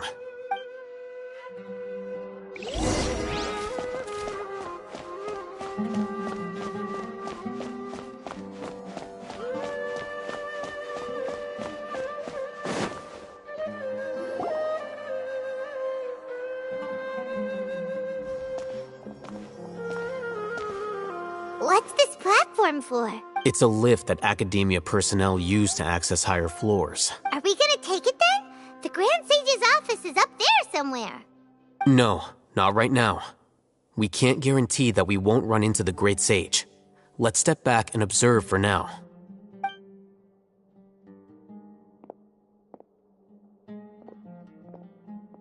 You think the Grand Sage will exit from there? And after he does, we'd sneak past him?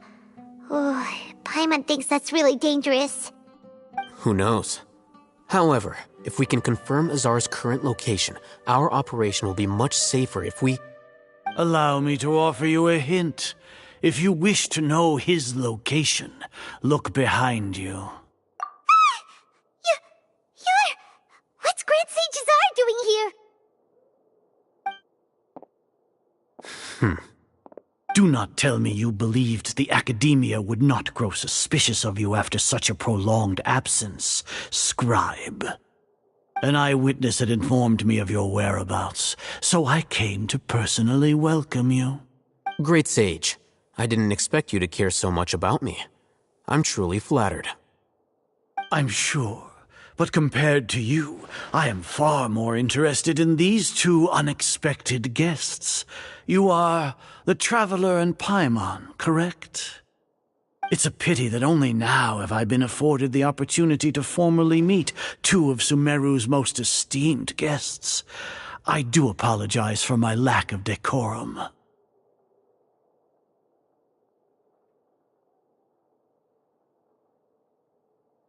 Excellent. You immediately initiated discussion instead of attempting to prepare some perfunctory excuse.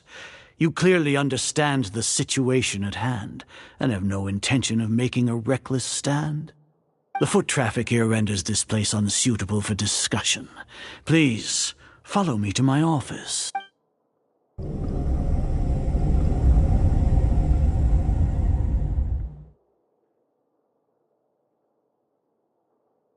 This place is crawling with guards. There's no way out for us. All right then, traveler. What did you wish to discuss with me? Today is Niagarbaha Day, so I still have many responsibilities to attend to. There is little time for idle chit-chat before I detain you all. You seem to know quite a bit about our endeavors. If that is so, then you should be praising our great work, rather than using your trivial misgivings in a futile attempt to sway me. Trivial?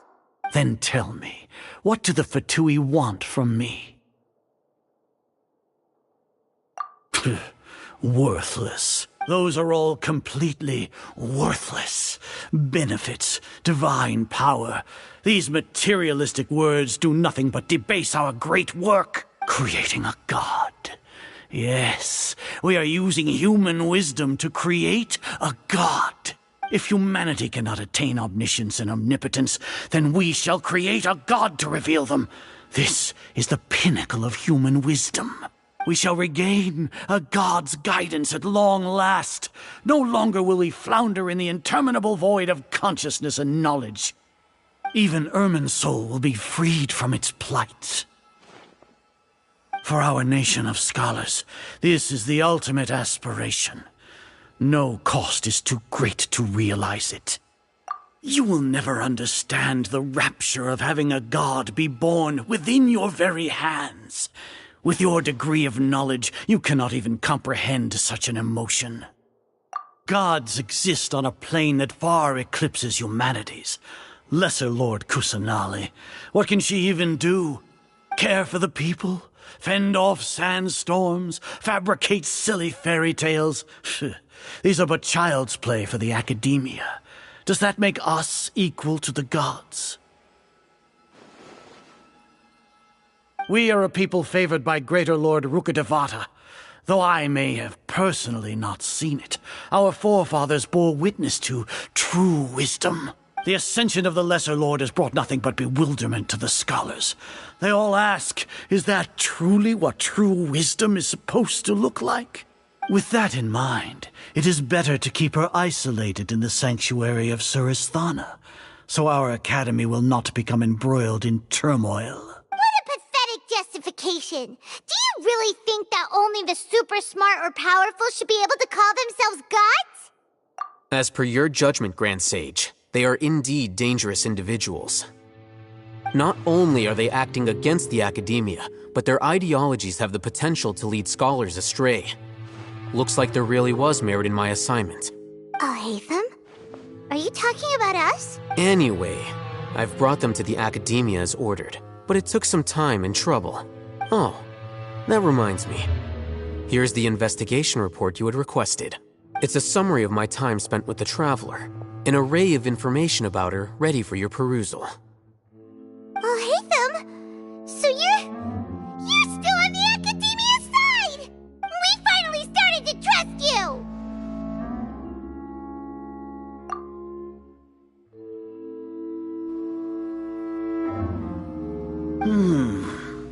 Excellent.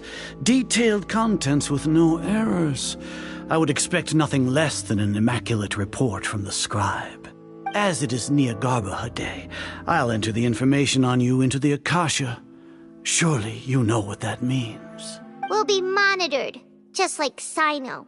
With the Akasha's calculation prowess, all of your actions will be predicted with an accuracy of at least 98%. Furthermore, your data will be updated in real time whenever new information presents itself. To put it into words you can understand, wherever you go, you will be walking under an invisible leash. This is Sumeru's greatest penalty for dishonest persons. Are you not familiar with the concept that great responsibility begets an equally great suspicion? In any case, you are Sumeru's most concerning external variable. Locking you down will greatly decrease the chance of any undesirable outcomes coming to pass. You're despicable! Despicable?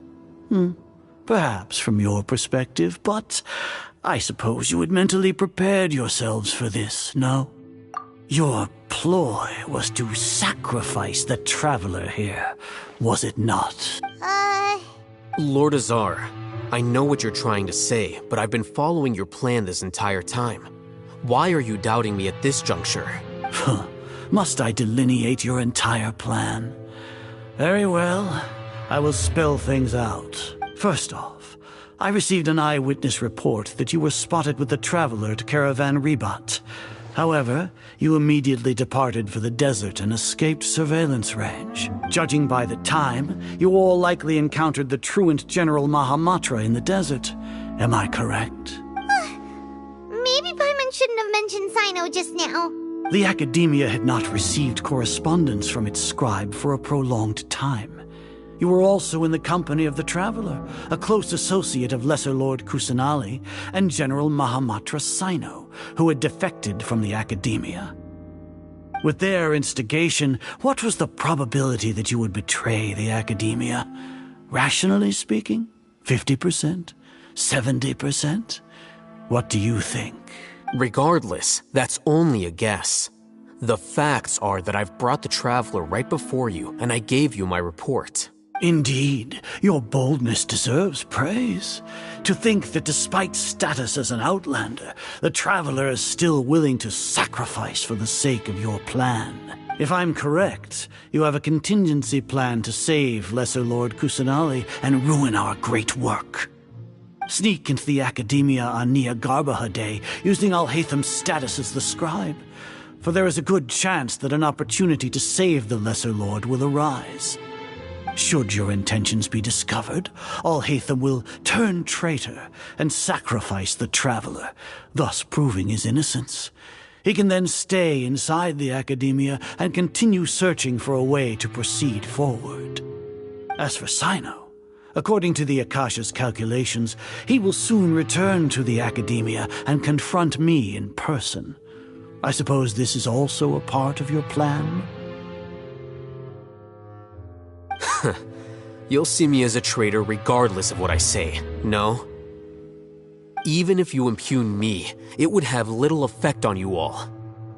You misunderstand. Losing our scribe would irreparably damage the Academia's regular operations and the development of Sumeru's future academic systems. However, under the current circumstances, even that is trivial compared to what we stand to gain from our— You said that I betrayed the Academia, but you, Azar, you've betrayed all of Sumeru, betrayed its Archon.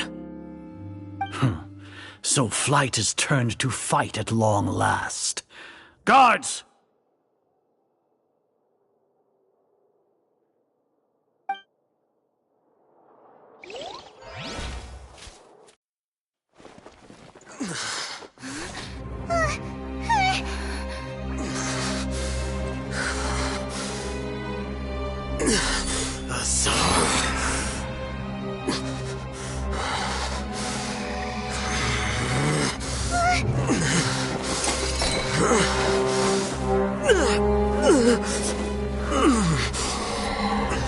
Well, what do we have here? So you stole that divine knowledge capsule. Traitor! You traitor! Even the most rational scholar will yearn for the power of a god in a moment of desperation. Aren't you doing the exact same thing as me, Alhaitham? Unfortunately for you, no god will lend you their power. Azar!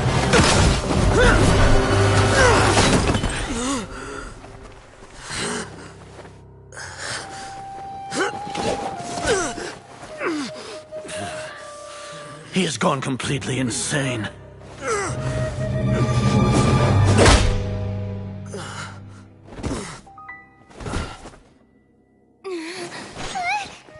Take him to the Matra and exile him to Aru village. Then find someone to take these two to the confinement room.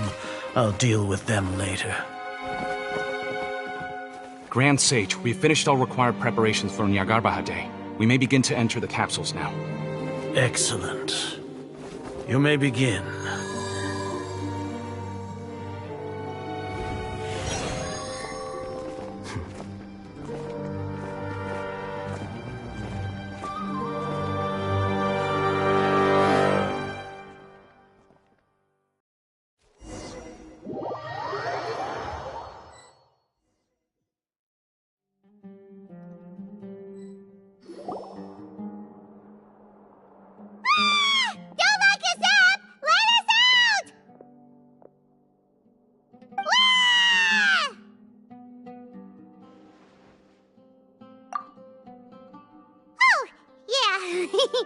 Paimon got a bit carried away there. How was Paimon's acting just now? Great, huh?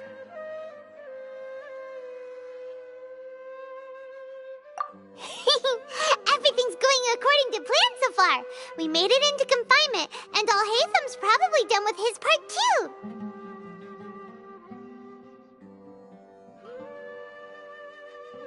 We even managed to trick Grand Sage Azar. Alhaitham sure knows how to cook up a plan. What are we doing next? Paimon has trouble remembering things when she's worked up.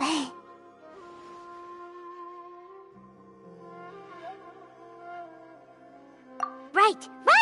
Paimon thinks it went something like this.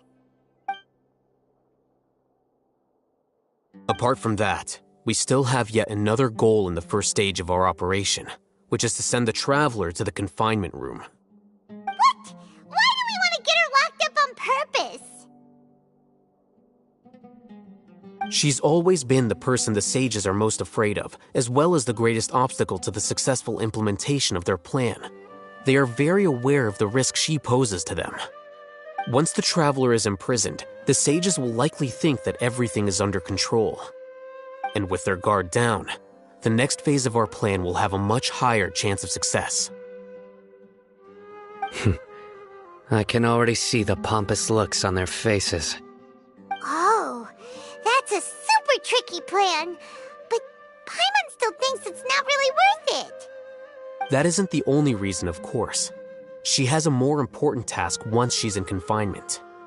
According to the Academia scholars in Ramon's custody, Lesser Lord Kusanali has sealed off her consciousness in the Akasha ever since she was captured by the Doctor.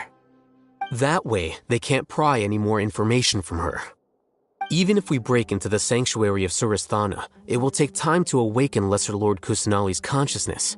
We need to do that in advance. So our job is to wake up Nahida! Okay, totally worth getting thrown and jailed for. The confinement room is inside the Academia, close to the sanctuary of Suristhana. It's a completely enclosed space, and you won't be receiving any visitors. I'll work with Ramon's scholars to make some modifications to your Akasha terminal. Once you're in, get as close as you can to Lesser Lord Kusanali and try to connect to her consciousness. However, as for whether she'll actually wake up, that will depend on our luck.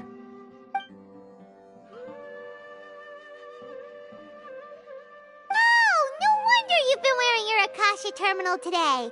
It's the one that Alhaitham modified.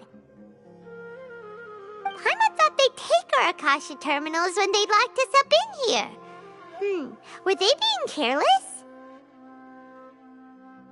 Alright, so what now?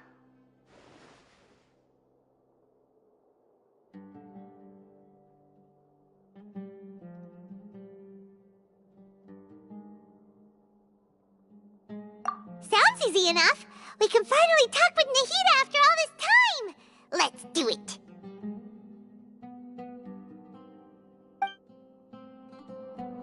There's a light flashing on your Akasha terminal. It's almost like... the faster it blinks, the better the signal.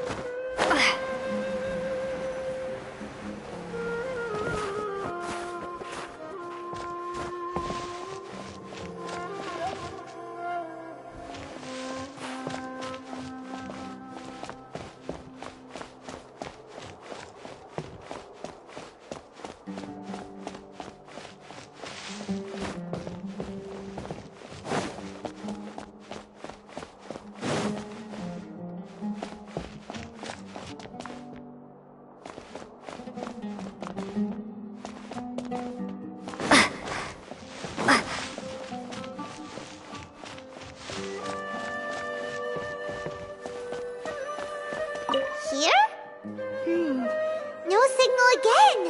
Is it getting jammed?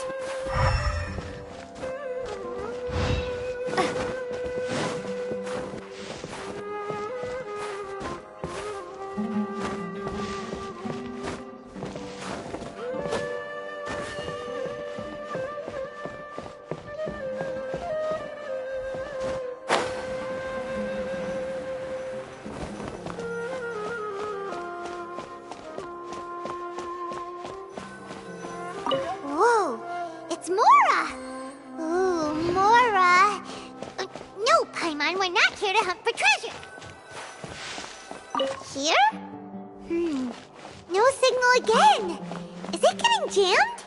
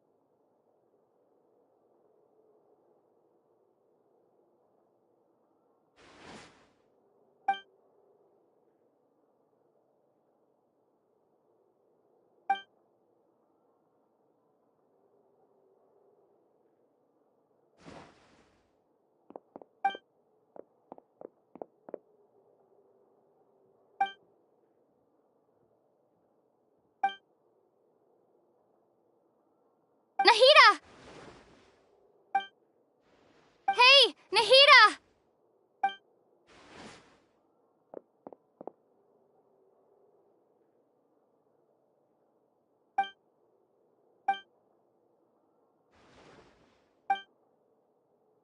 When did it first start? Oh, right. It started from the moment I was born. I want to become a worthy Archon. So I've kept studying. Kept listening to my people and their hearts. Kept looking for a way to save Irminsul. So I can catch up. Catch up to Greater Lord Rukkhadevata. But I'm stuck in the sanctuary of Surasthana. The sages are creating a god to replace me. And I'm forced to lock my consciousness in this boundless darkness. Nahida!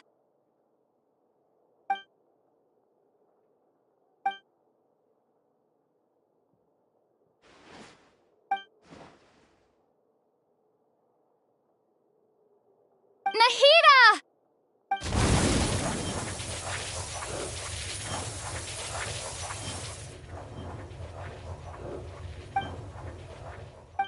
It's so quiet here. Now that I think of it, I don't think I've ever actually listened to my own inner voice. Do Archons have them? Should Archons have them? Have I been doing the right thing? Am I really not needed? How do I really feel about all of this? It's so quiet here. Since you're the god of wisdom, you've known the answers to all these questions since the very beginning, haven't you? Who are you? Whose voice is that? It sounds familiar.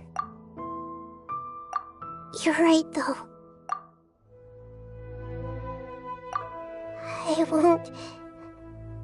I won't ignore my own voice anymore.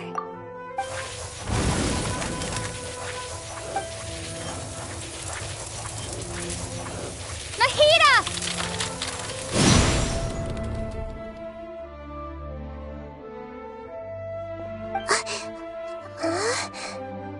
Nahida? Did you wake me up? Thank you. Why are you here? We're here to rescue you. Are you alright? I'm fine. It's just... when I think of everything that's happened to me, I feel really angry now. You should have been angry ages ago.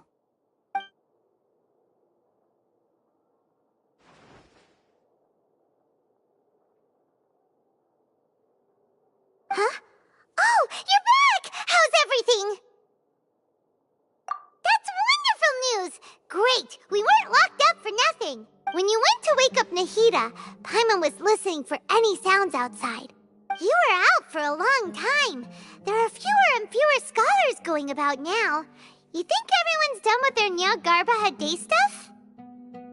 Yep, so that means our next act is Nilu's performance!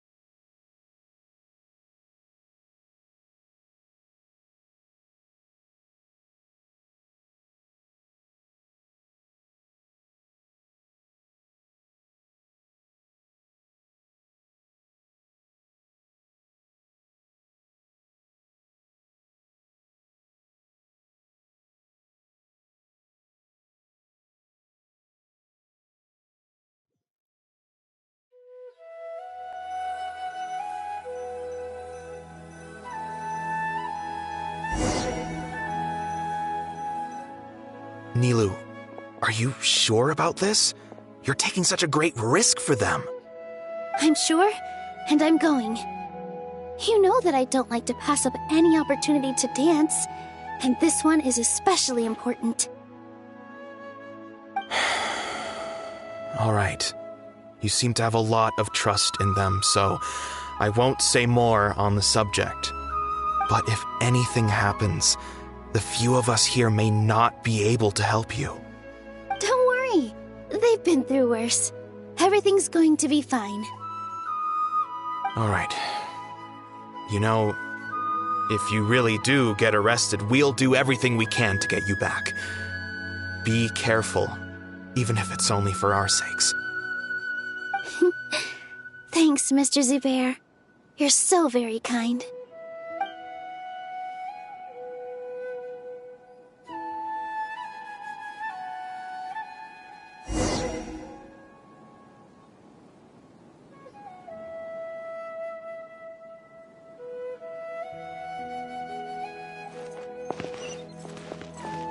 Here!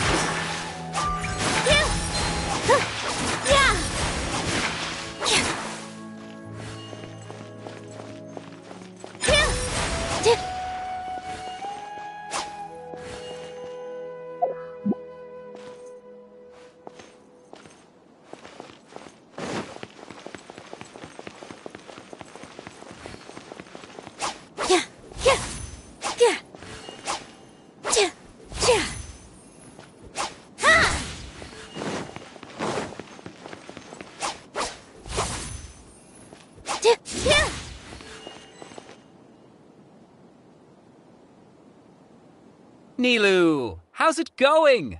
Nervous? Definitely more than usual. But It's okay. Just focus on your performance. You sure know how to talk. Taking all the... Well, thank you both. I'll have to... Ooh, that sounds great. All right, let's get back to business. Nilu, we'll be here to keep people... I was planning on telling them something like, the Academia's been conducting a weird experiment, and some of their tests... Oh, you couldn't think of anything better? Oh well. I think it sounds great. I'm counting on you guys. Don't worry, it'll be a piece of cake.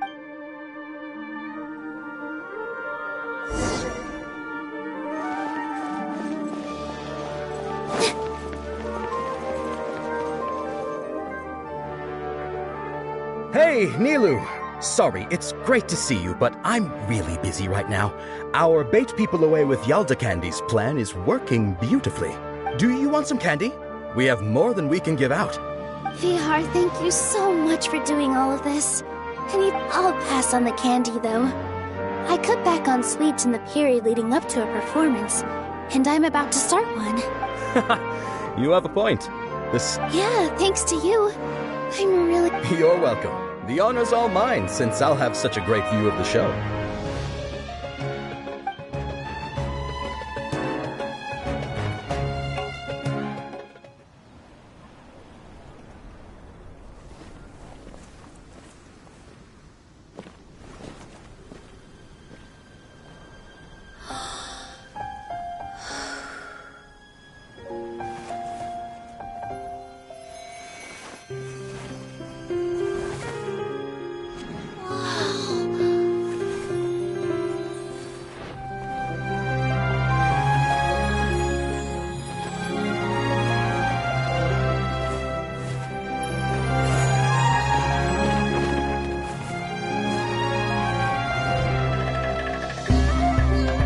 I've never seen a performance like this.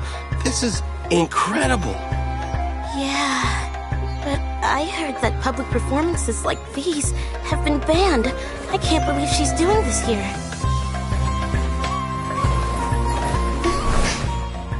Grand Sage, there's some commotion outside. How uninteresting. Issue the new Prohibition Act from the Akasha to the guards. They'll know what to do. Do you think we should, stop her? Let's just watch for a little bit longer.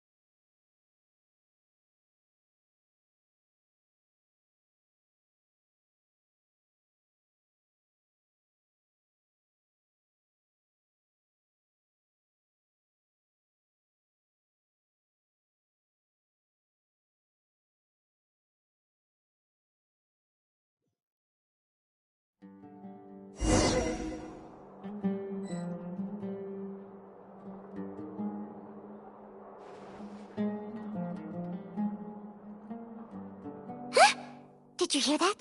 It sounds like a lot of guards just ran by. Does this mean the plan has moved on to the next stage?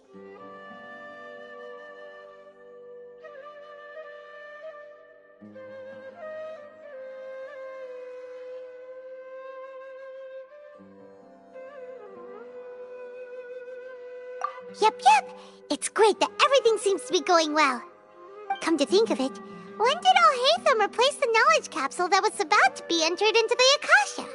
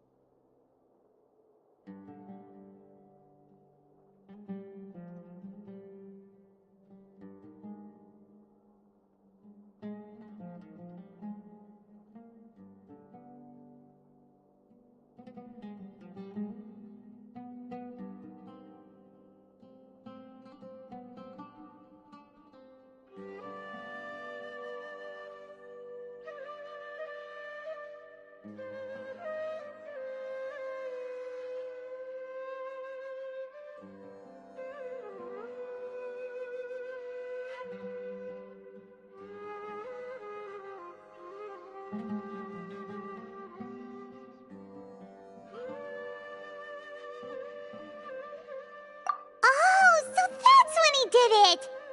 Paimon was too nervous to notice. Speaking of, didn't Al-Haytham also yoink the divine knowledge capsule from that mercenary leader in Port Ormos when everyone else was distracted? It's a time-tested trick of his.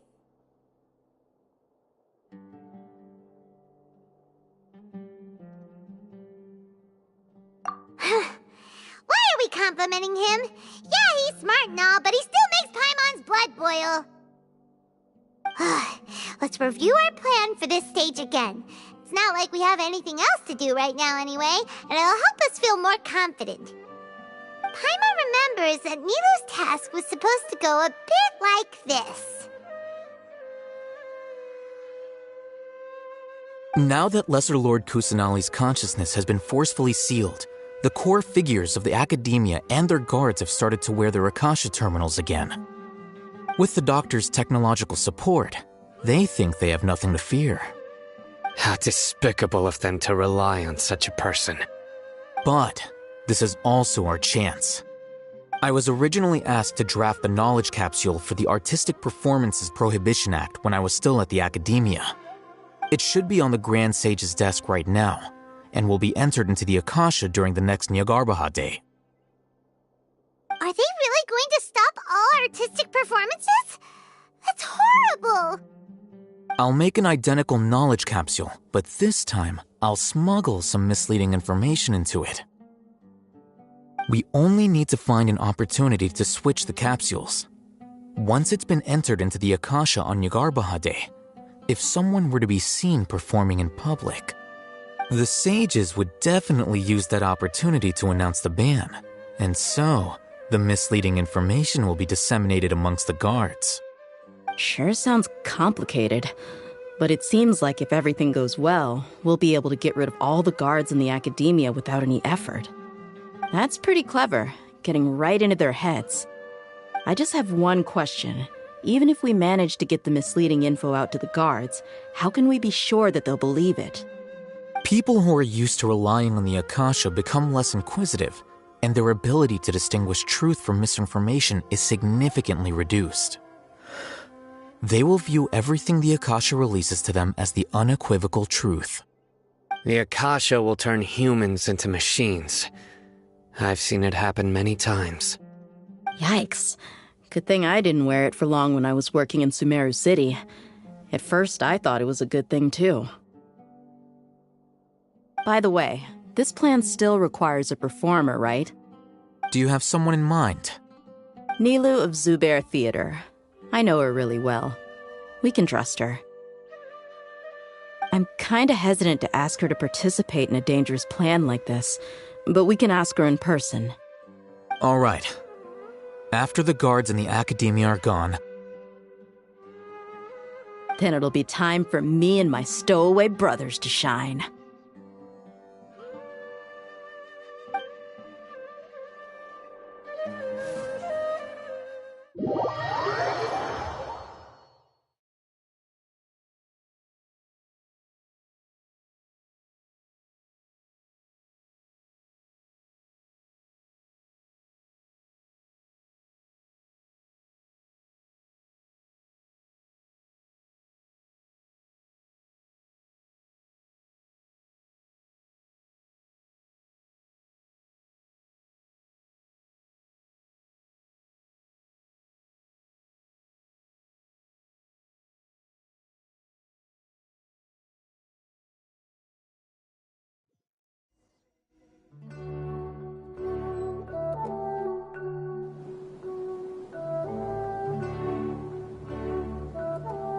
Here they come. Did you see that, Raman? They came out from the Academia in droves.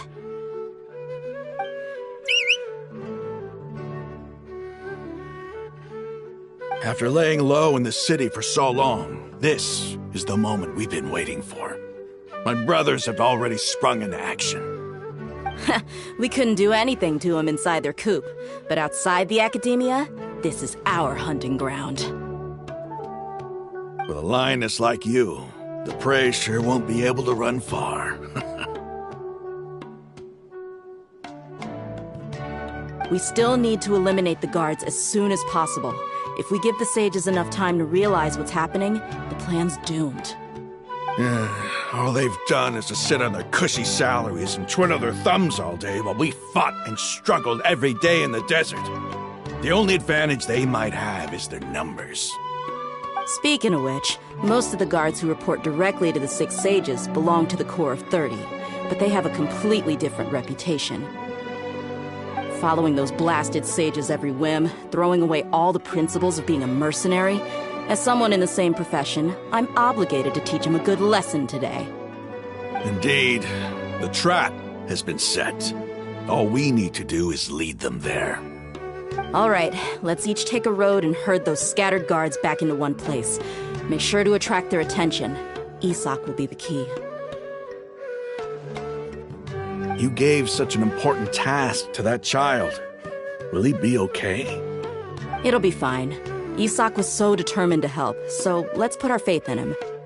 Besides, even if he's caught, the guards would be too scared to do anything to him. They've never seen Lesser Lord Kusanali in person, after all. You've got a point. Anyway, I think I see them coming. Let's head out. Good luck.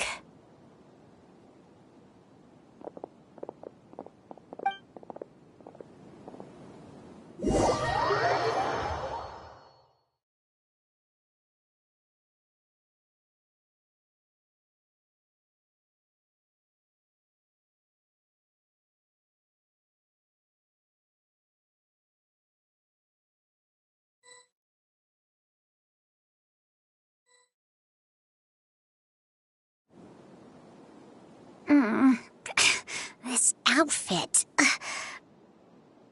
Hey, do you remember what you need to do, Isak? When the guards get here, you'll pretend to be Lesser Lord Kusanali and run away from them. Oh, yeah, I remember. Of course I do.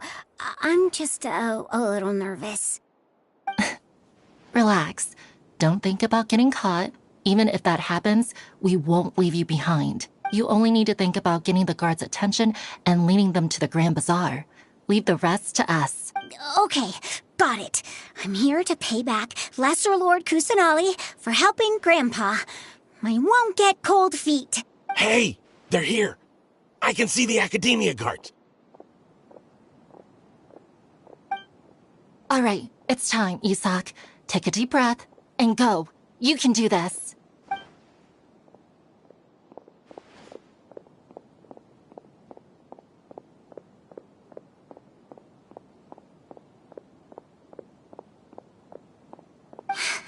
Why is there a guard over there? Did he already run ahead of me? This is different from our plan. But there's no time. I need to make a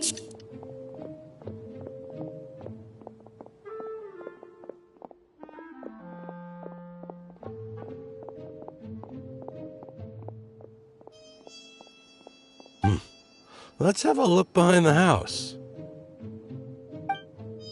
What should I do next? Huh. Looks like nothing's here. A wasted time.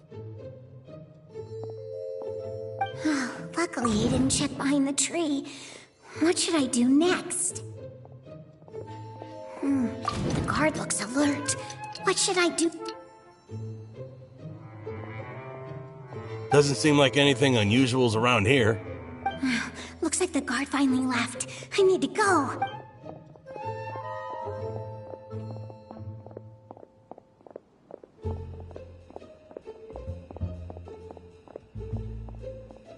Hey!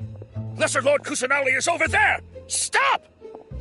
What? Lesser Lord Kusanali? How did I not notice that? They found me. This is bad. Where should I go?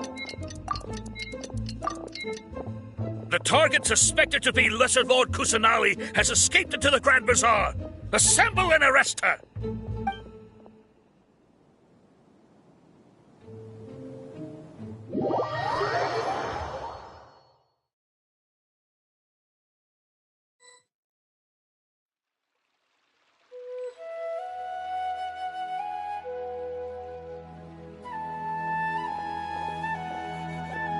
Where did she go?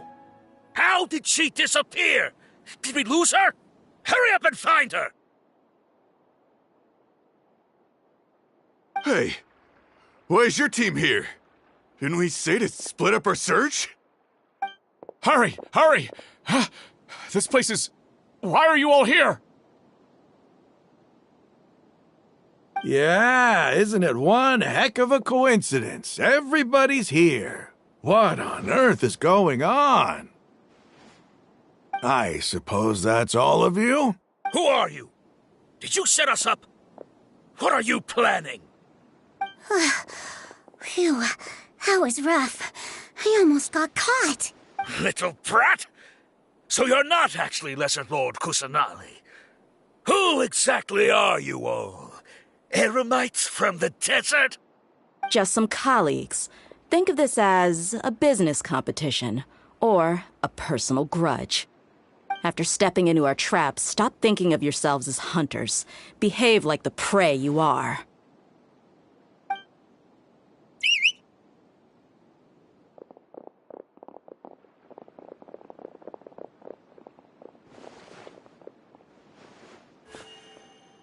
An ambush?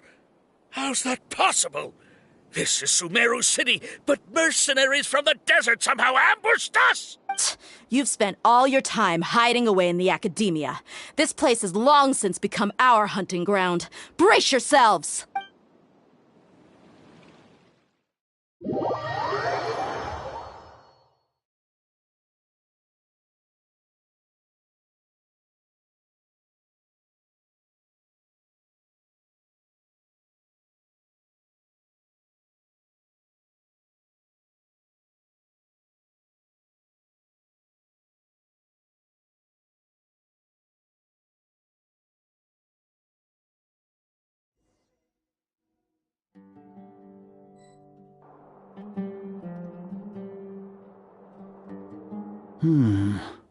This is odd. The academia has quieted down after the conclusion of the Nyagarbha Day ceremonies, but it's much quieter than usual. Where are the guards? Why have I not seen a single one? Guards? Guards! Grand Sage, how may I be of assistance? I called for the guards. Why did you come? My apologies, Grand Sage. Right now, all Academia guards have entered the city to perform the ordered arrest. I thought you knew. Arrest? Who is there to arrest? I have an ominous feeling. Arrest Lesser Lord Kusanali, right? Is that not what the order was? Lesser Lord Kusanali? You mean she has disappeared? Yes. I wouldn't dare make up something like that. Right now, everyone is in a panic, and many are saying that Lesser Lord Kusanali will take revenge on us. What happened? Just what is going on? Lesser Lord Kusanali somehow escaped? Was it Alhaitham and his party that freed her? That's impossible. The Academia is heavily guarded today, and any order to release Lesser Lord Kusanali would be strictly confidential. Besides, Alhaitham and the Traveler are already in our hands. What manner of trickery did they employ? How could Lesser Lord Kusanali disappear into thin air? Disappear? Wait. How was the arrest order distributed to the guards? It was issued by the Akasha earlier today. Only you have the authority to send messages like that, so I thought it was your order. Let me check.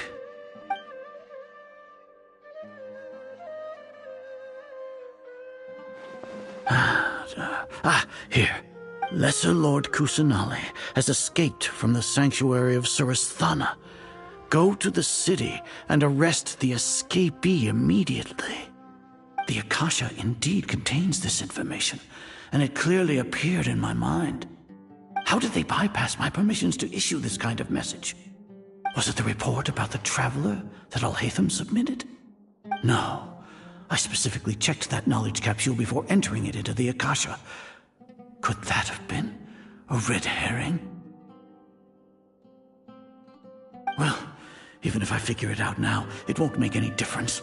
The important thing now is to confirm Lesser Lord Kusanali's status. Have you been to the sanctuary of Suristhana to confirm that Lesser Lord Kusanali has indeed escaped?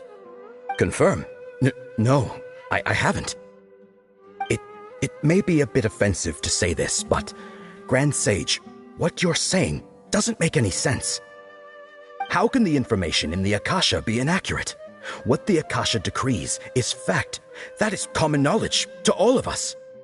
If we have to confirm the information and knowledge from the Akasha ourselves, then how is that any different from us learning that information ourselves? Wouldn't Greater Lord Rukkhadevata's legacy lose its meaning that way? In the beginning, it was I who asked you to believe in the Akasha, to believe in the legacy left by Greater Lord Rukkhadevata. Are you trying to use my words against me? No, Grand Sage. I'm merely confused because I believe in you. I never meant to refute you.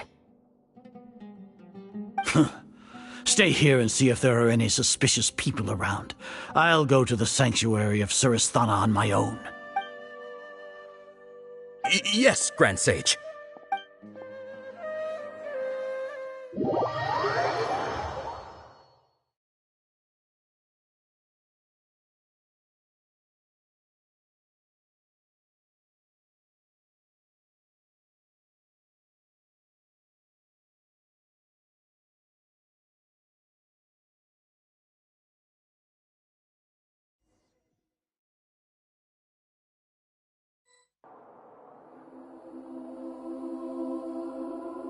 Lesser Lord Kusanali has escaped from the sanctuary of Suristhana. Go to the city and arrest the escapee immediately. How can that be? Stop thinking about it. Stop. It must be a trick of theirs. As long as I personally confirm it. Ah! Impossible. That's impossible. There must be something wrong with my eyes.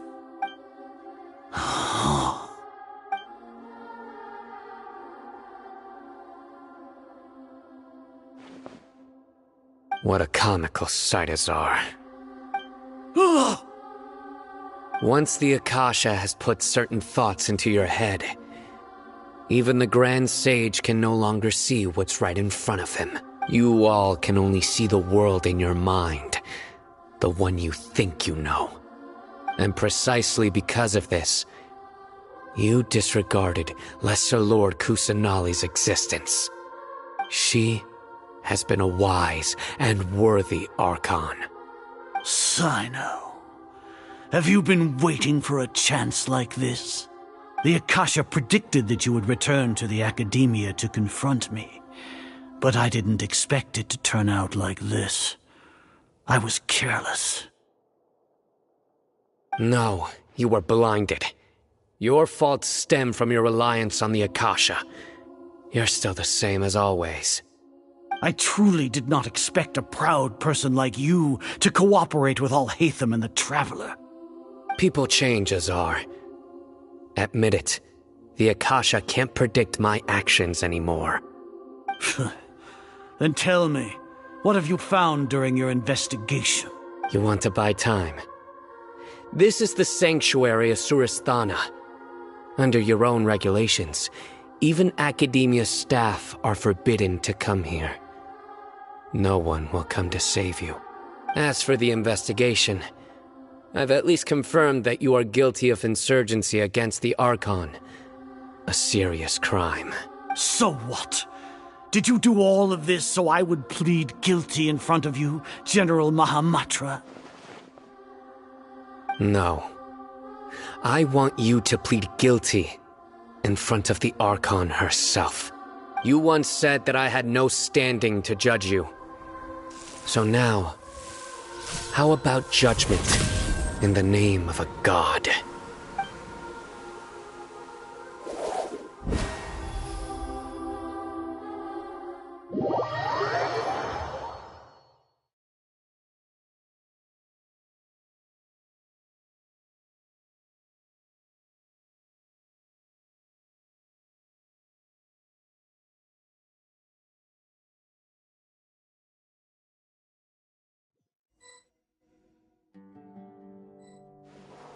How long do we have to wait? Paimon wants to know how things are going out there. Paimon hasn't heard any sounds outside for a while. Hopefully something bad didn't happen. Yeah, but aren't you scared that we might be locked up in here for the rest of our lives? Thinking about it, at least Paimon has you. We could still chat like this. When Paimon thinks of Nahida being imprisoned alone in the sanctuary of Suristhana, Paimon can't help but feel sorry for her.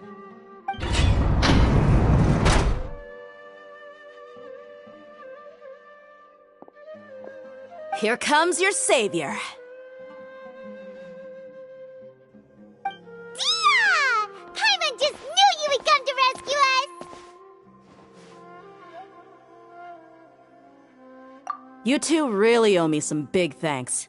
I had to search through who knows how many guards to find the key here. It felt even more tiring than whacking them. I'm exhausted. Thanks a lot. Need Paimon to rub your shoulders? No, that's, I'll pass. What are you afraid of?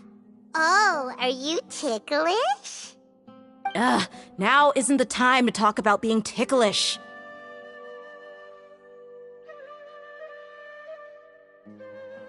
Things in the city and on Sino's side are both going well.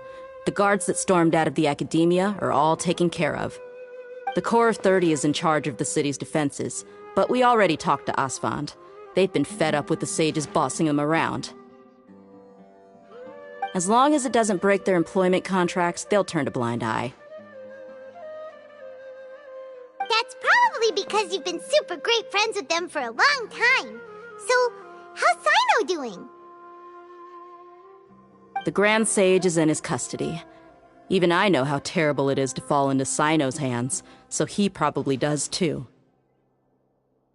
Sino forced him to release Lesser Lord Kusanali. He has no choice but to obey. So, hurry to the sanctuary of Suristhana. Assuming nothing weird happened, we should have already rescued our Archon.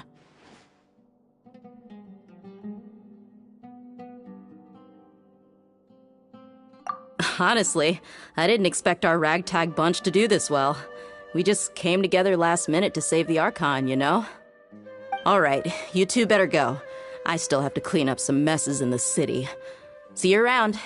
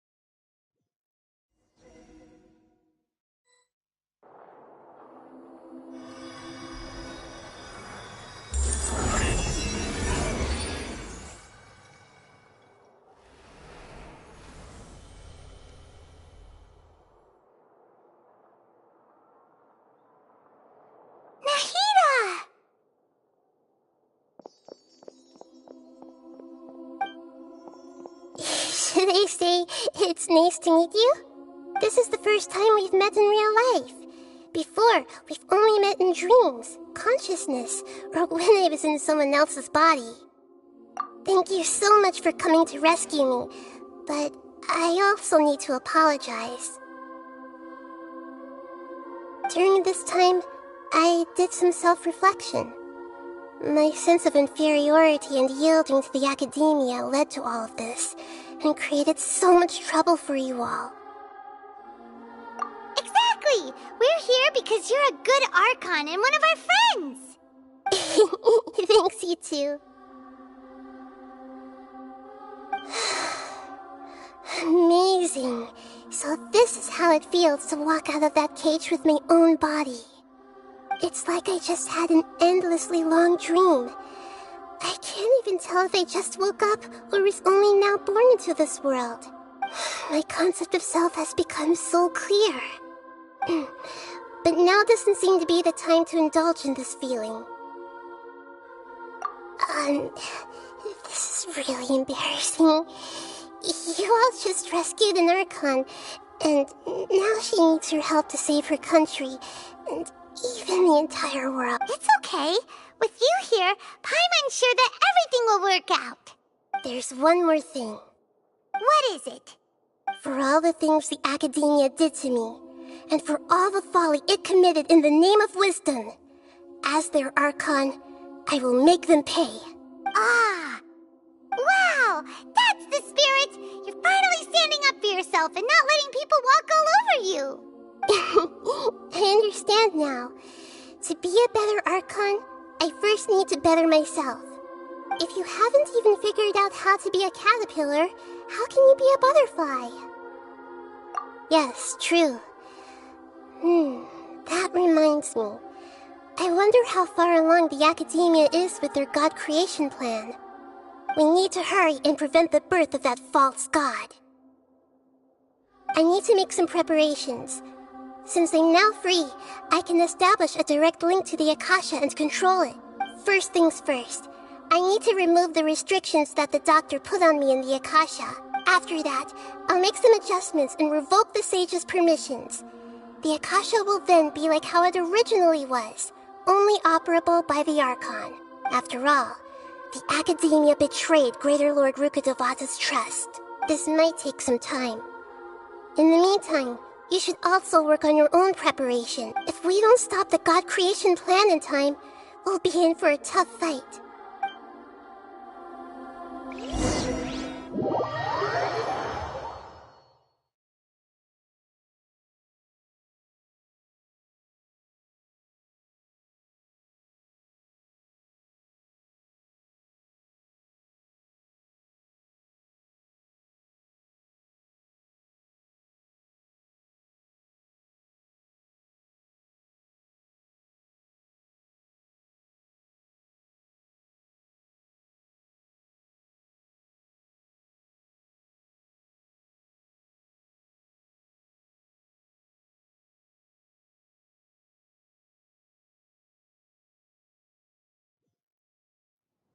You might as well prepare for a fight.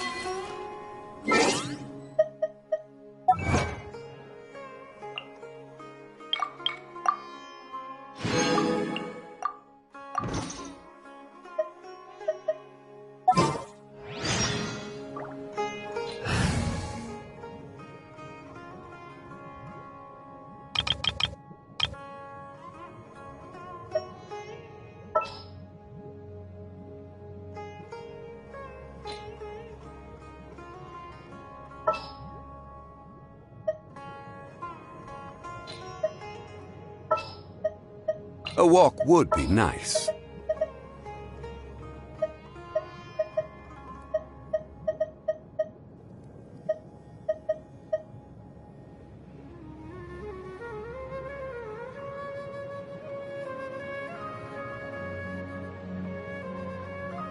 Got a problem you can't solve? Clue me in.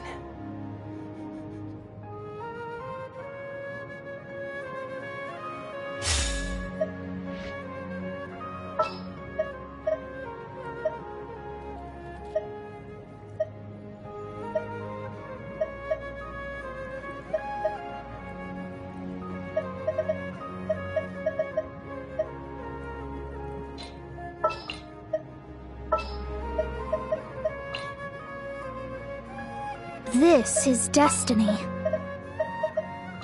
Gonna be epic! When we're done, we can take a walk around.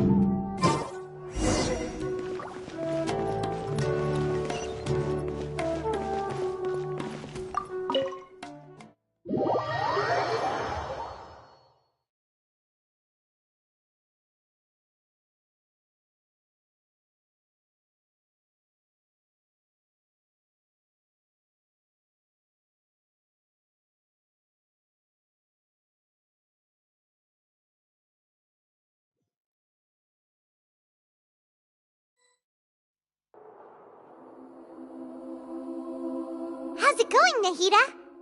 I'm done with the parts that needed my involvement to complete. Although it's my first time working with the Akasha like this, its internal structure and operation procedures are easy for me to understand. Greater Lord Rukkhadevata's design is truly brilliant. Oh, also, this is for you. Huh? What's this little floaty thingy? It's a small device I put together just now. You can think of it as an upgraded Akasha terminal. You may not need it right now, but it should be helpful in certain situations. Wait! This thing has the same characteristics as Paimon! We're both small things that float! Oh, all the things that make Paimon special got copied! When Paimon appears with the Traveler from now on, people won't remember Paimon because she isn't unique anymore! It's alright, Paimon. It can't replace you. It's only a flying device, but you're the Traveler's irreplaceable friend. You're so good at comforting people, Nahida. If only the Traveler was as smart as you. I was simply telling you what I feel to be the truth. I wasn't trying to comfort you. Nahida, you're natural at this. What you just said made Paimon even happier. By the way, there's something I need to confess. Even though I'm the Archon and in control of myself again, I'm not very good at fighting. You may have heard that an Archon's power is derived from their people's faith.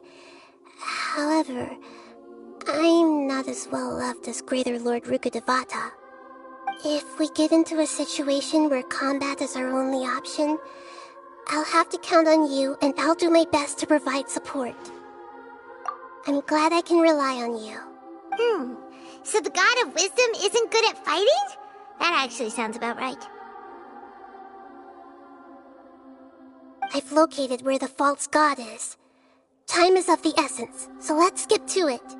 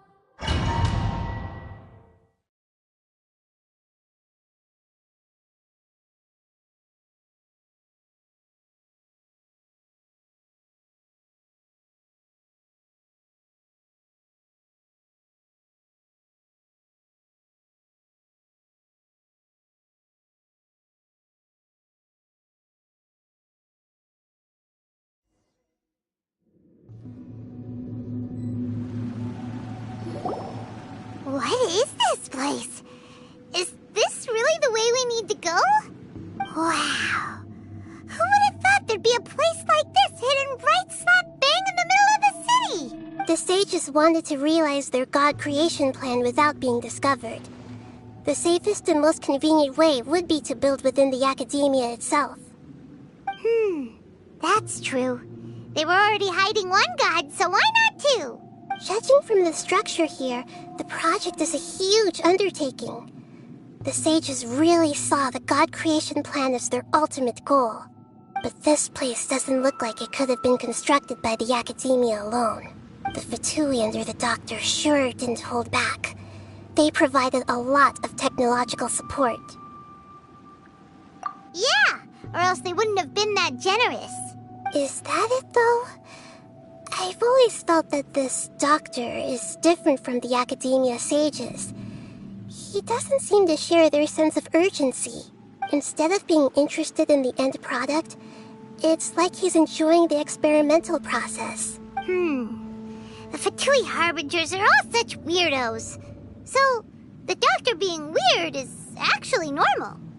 So, this Fatui that they're trying to turn into a god is called the Balladeer? We had previously come into contact with his consciousness. He harbors particularly strong obsessions. One is the desire for a gnosis, since he was created to be the vessel for one. The other obsession is probably related to his past. I can't quite explain it. Paimon knows that he was a prototype puppet for the Raiden Shogun before he became a Fatui Harbinger. That's why he wants a gnosis so badly. There's no way he'd willingly be a test subject. Now with that temper and ego of his. It sounds like you know the Balladeer quite well. I see. Tell me more about him and what he's like. The more we know now, the better we can plan for and react to any future situation. Ah, I see. How fascinating. Alright, time to go. Let's get through here and meet him in person.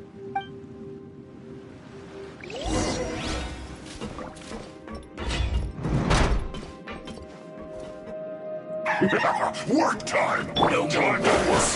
Put your back into it!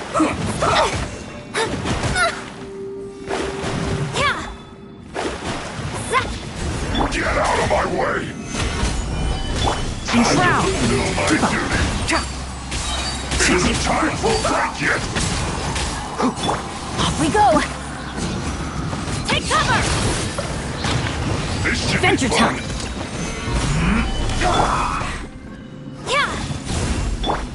No slacking off! Let's nip that in the bud!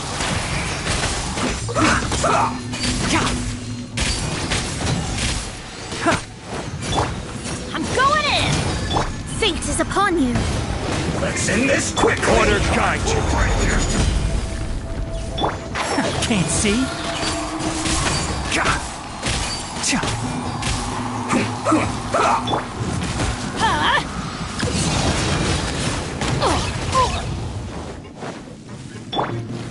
Stabilize!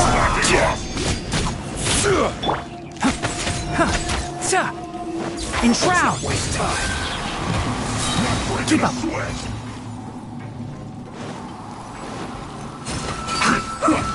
It isn't time for a break yet!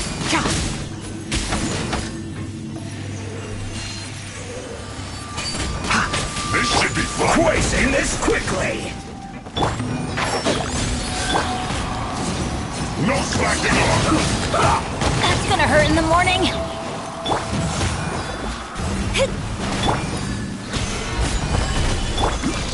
Can't see? It isn't time for a break yet, my work!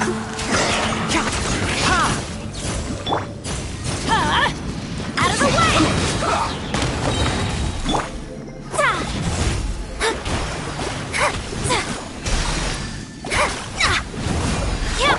One with the forest!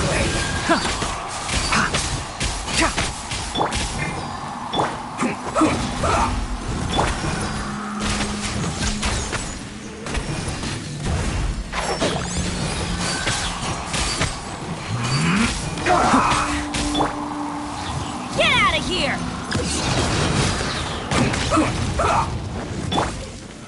Gather! Can't see? Let's end this quickly!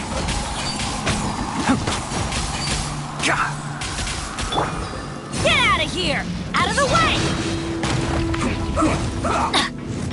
One with the forest!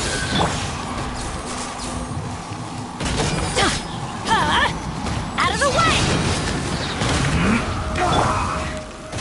Stabilize!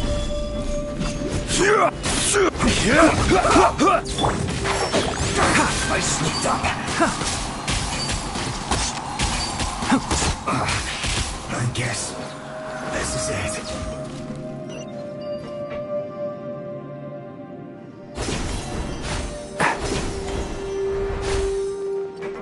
It looks like we can climb up these pipes.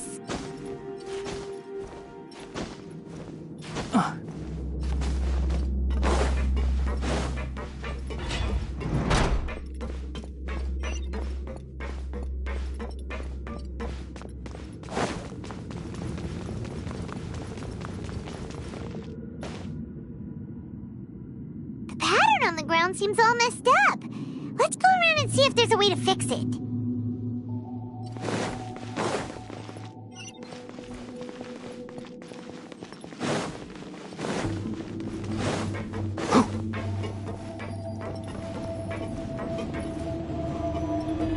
It seems to have stuck.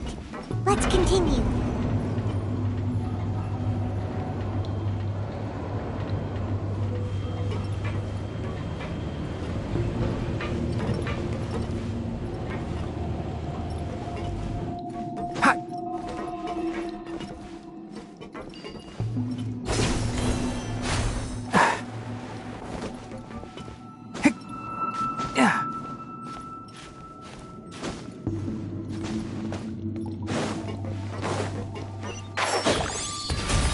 Let's begin. Let's end this quickly. Gather! This is order. Enshroud!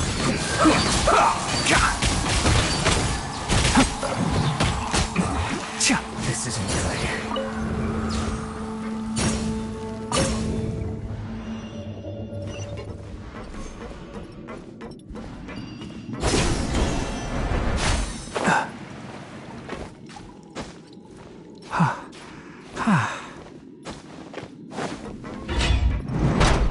You'll get Can't see?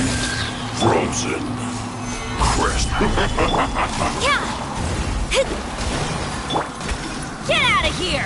Take cover! Adventure! Enshroud! Freshness preserved. Chill to the bone. Take cover!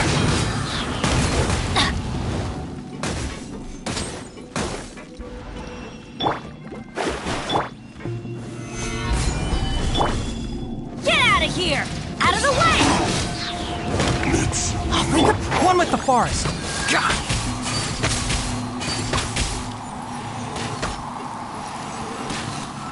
It's time for a flash break. Frozen. Get out of here! Take cover!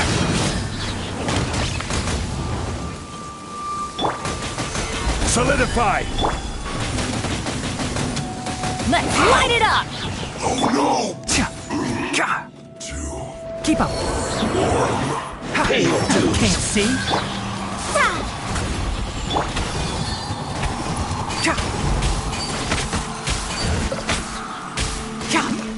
I'll approve it! Nothing so soon!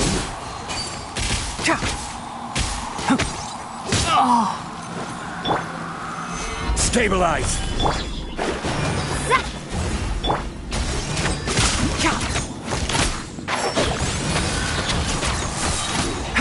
Can't run from death.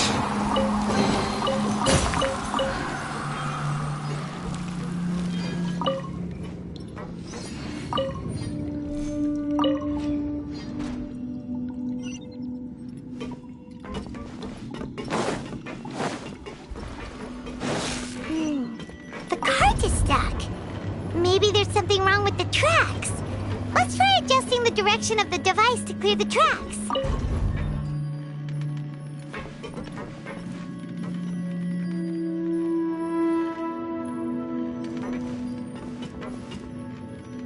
Enshroud!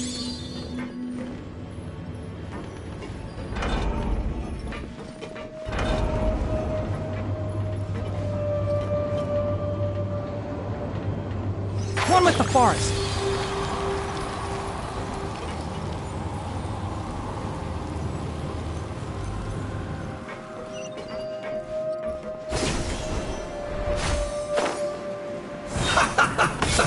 Let's move. See? Shouldn't get careless. Gather!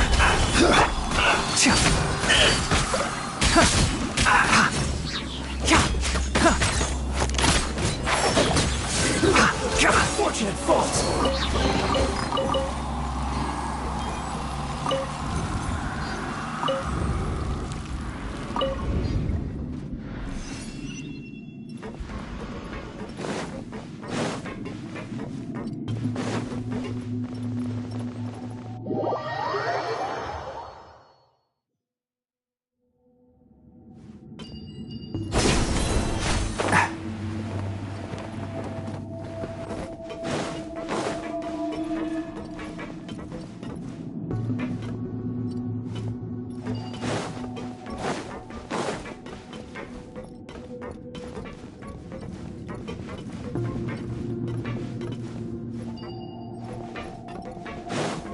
Keep up!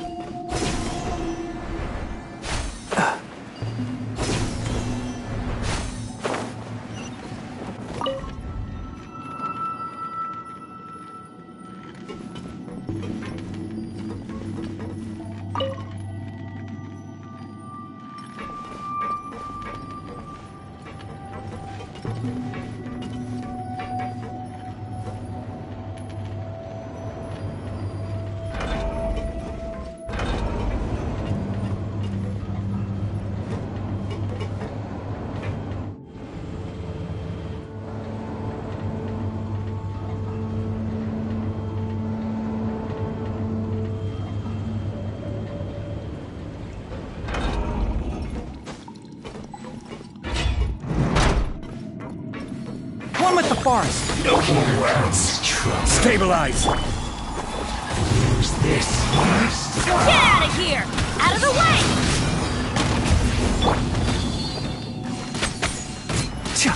Stay right there. Get out of here! Take cover! Off we go! Almost. Enshroud!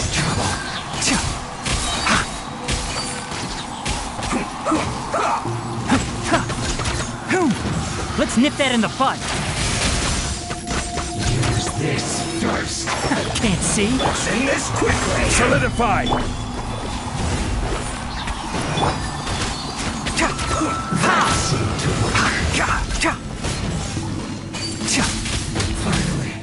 One with the forest.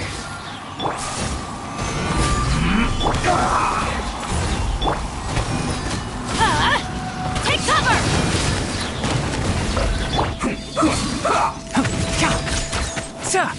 Can't see.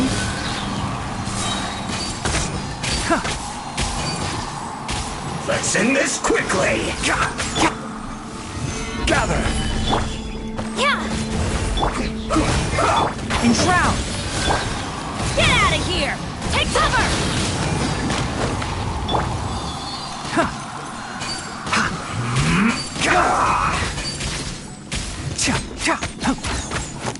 Let's not waste time.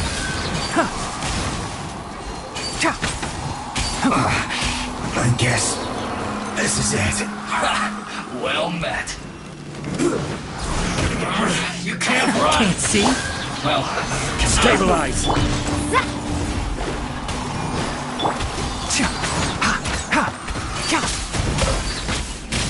have a load of this. Enshroud! Eat 'em! Eat 'em! Don't be a killjoy! We've only just begun! Roasting!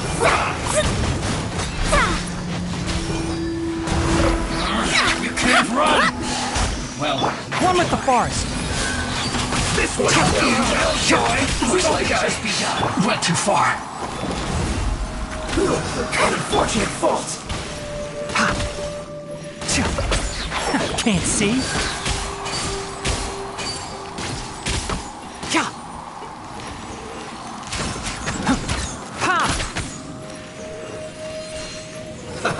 Let's move!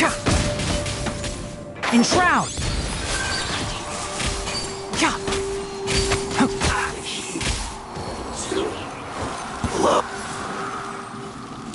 No, my pretties! Gather! Get out of here! Out of the way!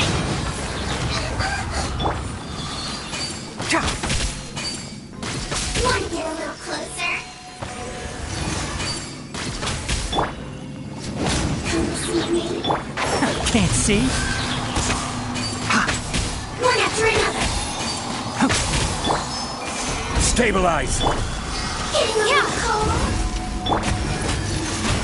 This can hurt! Take cover! Enshroud! Want to get a little closer?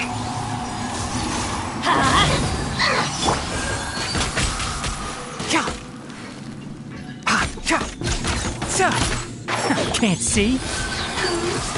Not this time. No, my pretties.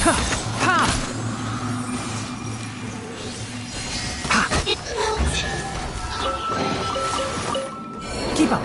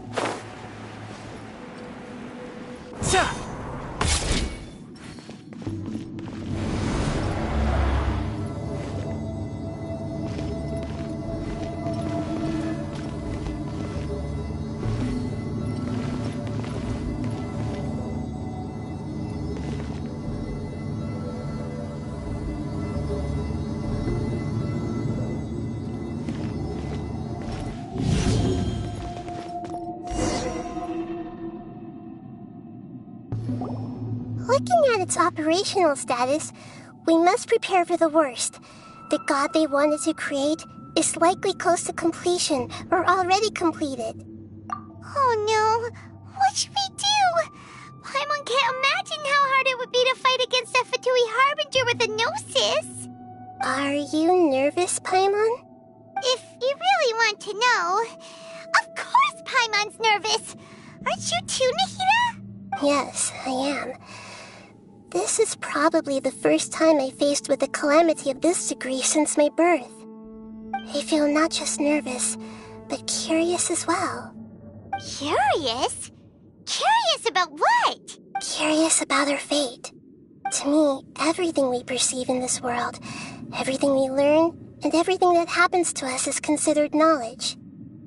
And if it's a form of knowledge, then it can be understood. However, only fate is about that which has yet to occur, so it has always drawn my curiosity. So to me, fate is the ultimate knowledge. That's also why I love observing humans and all the things that happen to them. It all brings me great satisfaction. And now, at long last, I'm not just an observer anymore. I will personally experience my own fate with you by my side. Ah, so that's what you mean. Paimon thinks she understands what you're feeling. Agreed. Okay, let's continue on. I can sense his aura from here.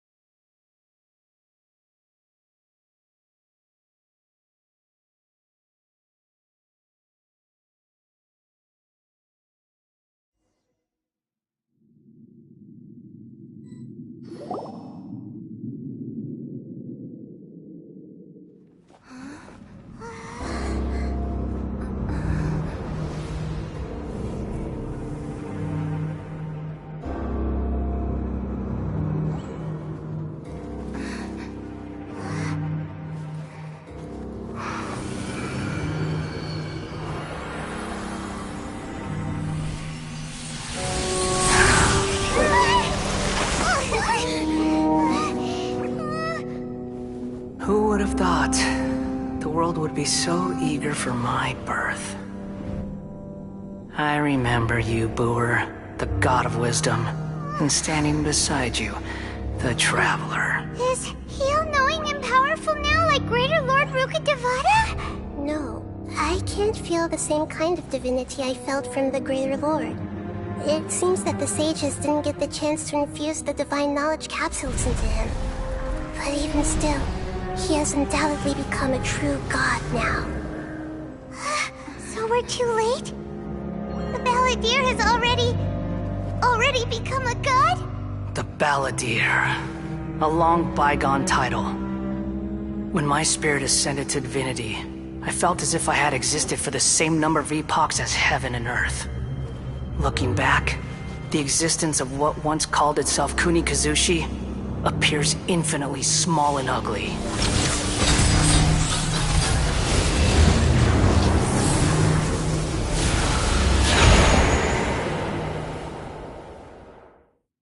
This imposing aura, it really feels like a god's.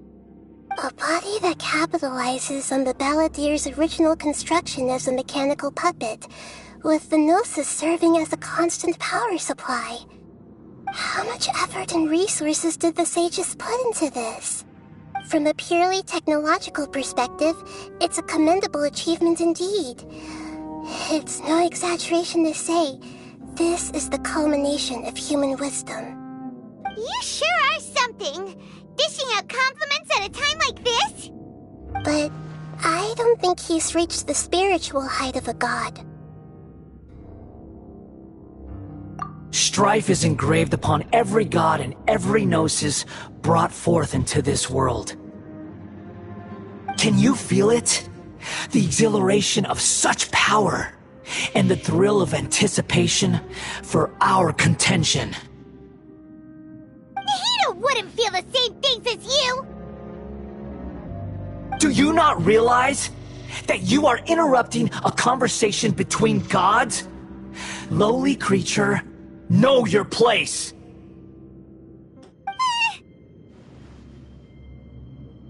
The strife engraved upon a gnosis. You're talking about the Archon War. Tevat's current peace was not easily won. I didn't personally participate in the Archon War, but the way I see it, all those losses were meaningless, driven by the demands of the laws. There's no point in bringing it up again. Is that so? Yet I am deeply disappointed that I was never allowed the fortuity to personally participate in the Archon War. This is a first. Encountering a god in this world who does not crave power. No wonder your own people have abandoned you, god of wisdom. Your judgment is as your existence, unsubstantial. This is where everything ends, Booer, the god of wisdom. You should know that wisdom cannot solve every problem. Like now, where your only option is to face me in combat. Come! Let us reenact a scene of the Archon War. Come and inaugurate my birth as a god.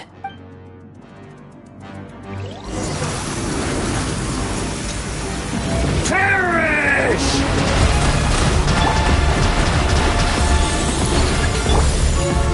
Solidify! Insignificant pest!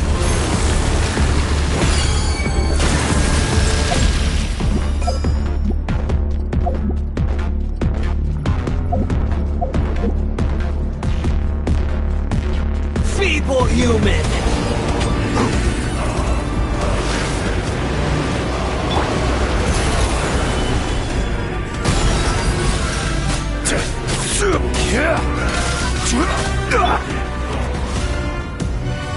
My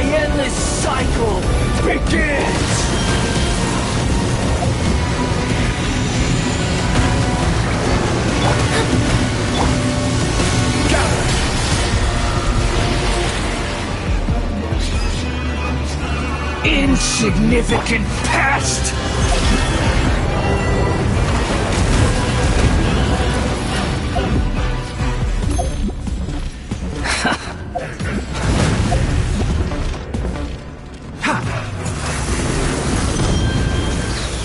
Perish! Stabilize! Feeble human!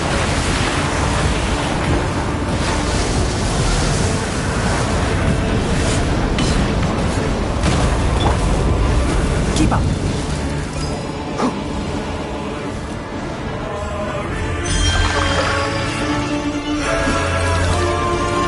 At my command, you shall fall! Solidify!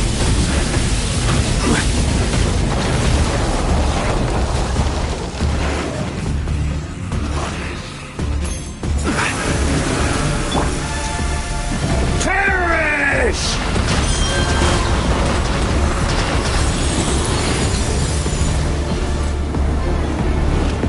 Insignificant pest!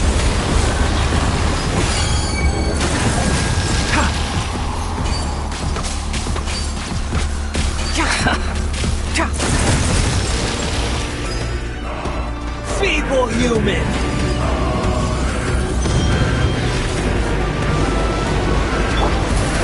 Stabilize! I will have order. Teamwork is dreamwork, written in the stars. My endless cycle! Can't see? I have roots!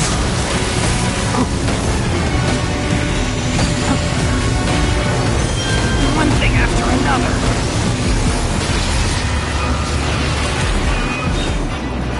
Keep up! Gather!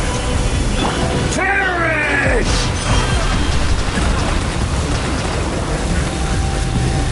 One with the forest!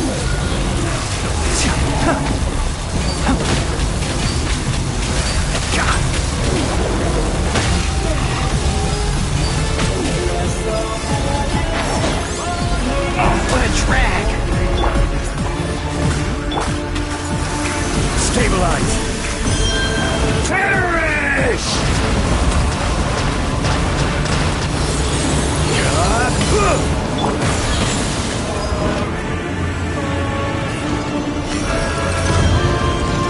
At my command, you shall fall!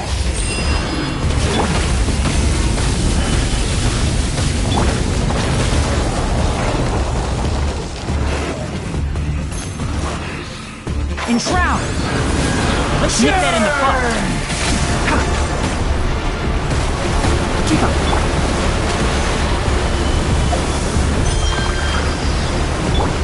One with the forest! Perish!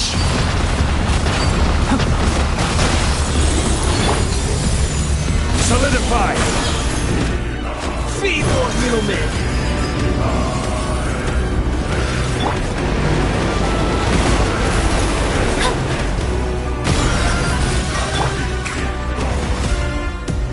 Can't see? My endless cycle begins!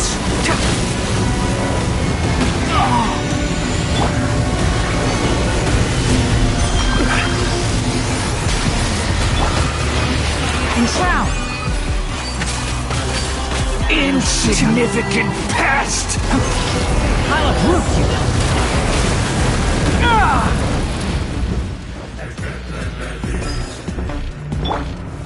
Stabilize! Feeble human! Can't see?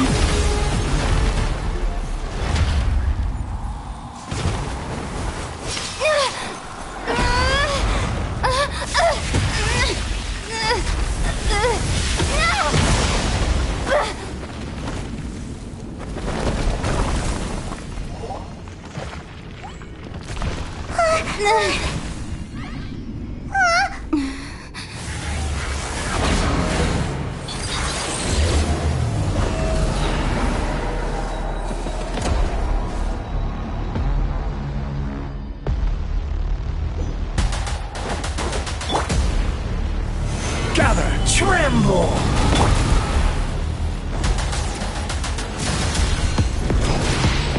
Burn to oblivion! Enshroud! Ha! Ya! Kneel! Keep up! Cha! Cha! One with the forest! Ah!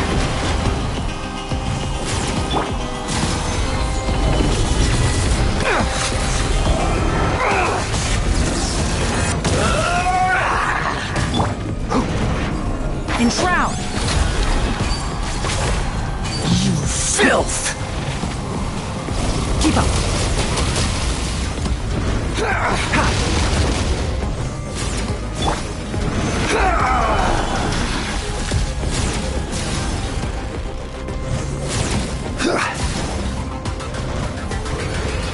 Reality is pain!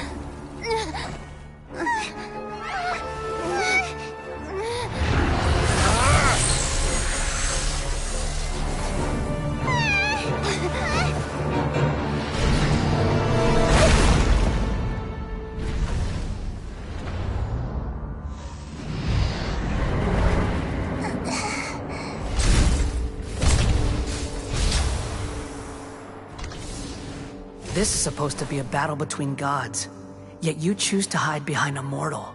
And now, you're acting like you'd sacrifice yourself for a human.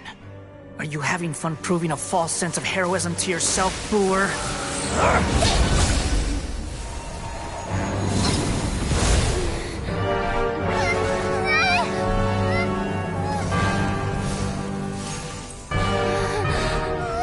The data collection is almost complete. Do you even know how many times you've tried to take my gnosis from me?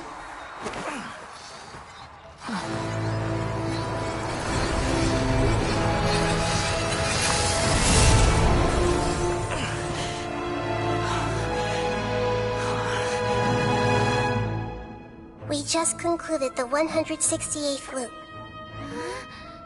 Did you know that in the effort to create you, the people of Sumeru were forced to live through the exact same number of Sub-Zerus festivals and Samsara cycles?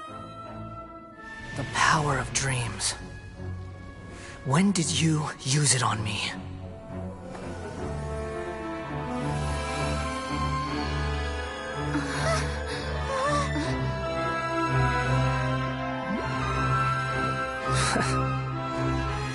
You can't even defeat me in a dream.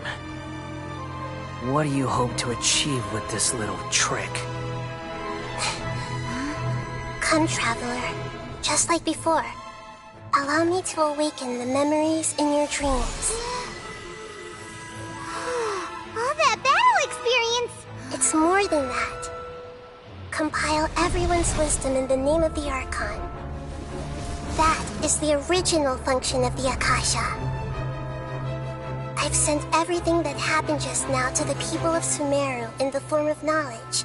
I've asked them to help you find a way to defeat the false god.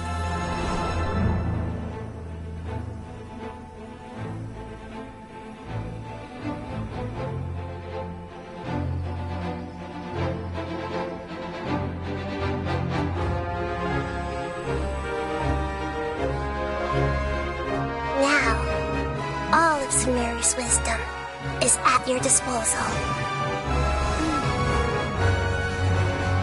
Meaningless tricks won't save you.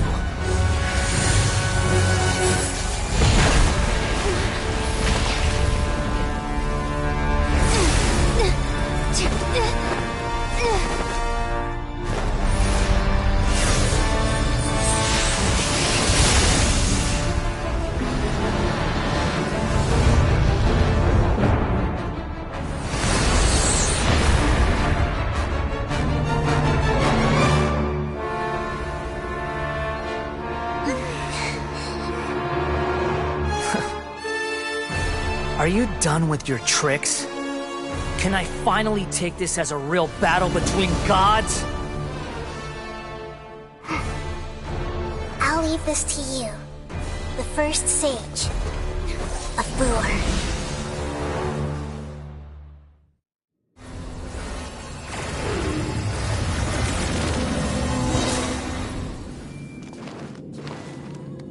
I am the all-knowing God!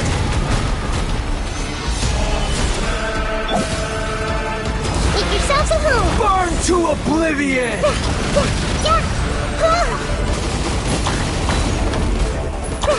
Everyone hold hands! Kneel!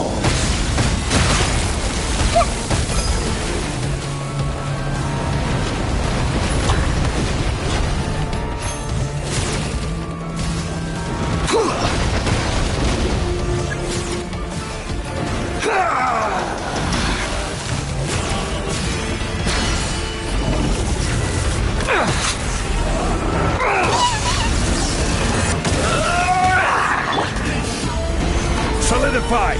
Order guide you!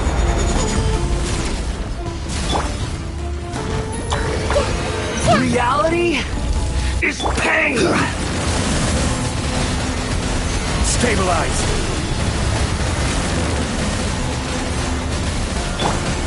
Keep up!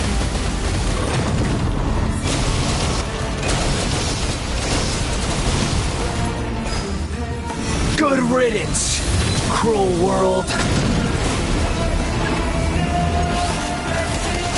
Plummet the farce! I see everything!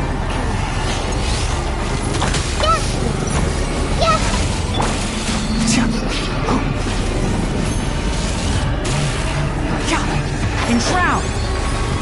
Let's nip that in the bud.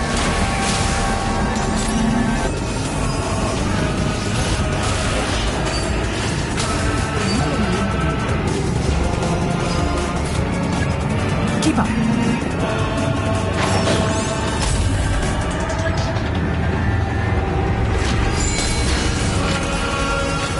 Your new god awakens! Dust to dust. Now, your eyes have been opened. Hey!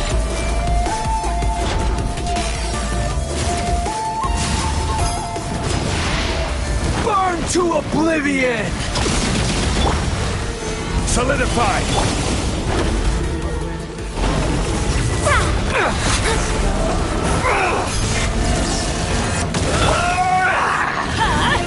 Out of the way!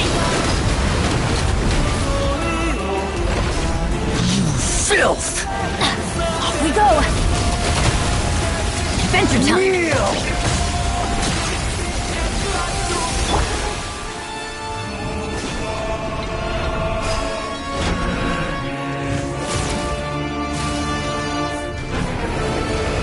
Reality is pain!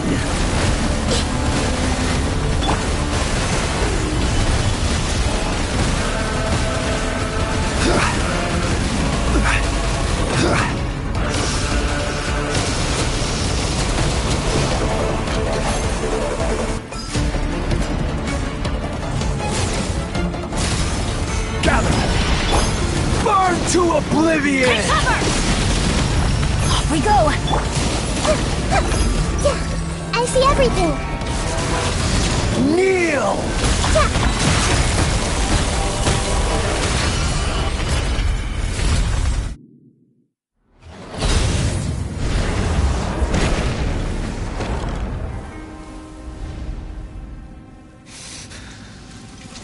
Humans.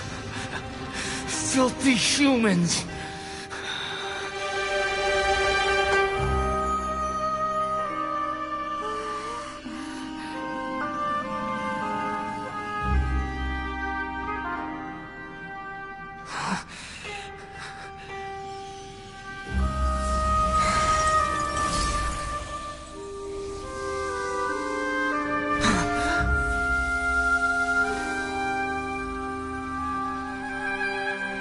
No! Wait! Please! Anything but the Gnosis!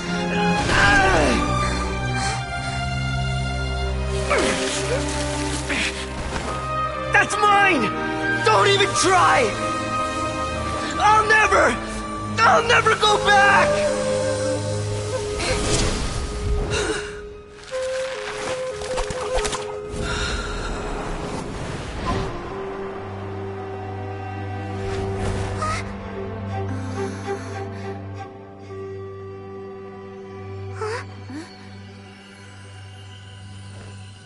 We haven't yet found the answer to the most important mystery.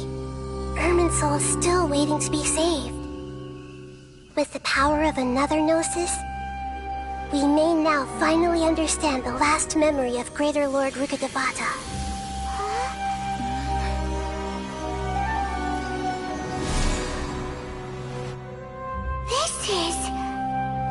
That's right. This is the last memory of my predecessor.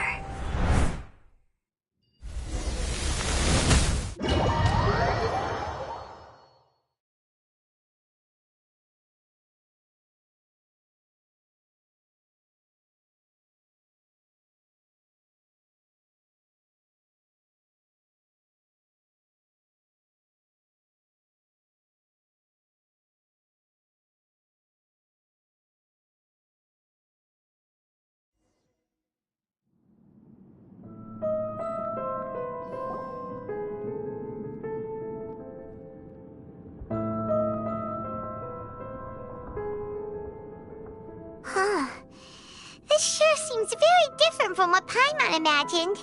Shouldn't Irminsul be in this realm of consciousness? Yes, that is our destination. But I didn't expect the remaining consciousness of Greater Lord Rukkhadevata to be as polluted as this. Forbidden knowledge? It seems you know about a concept that even I don't completely understand. Could you tell me what you know?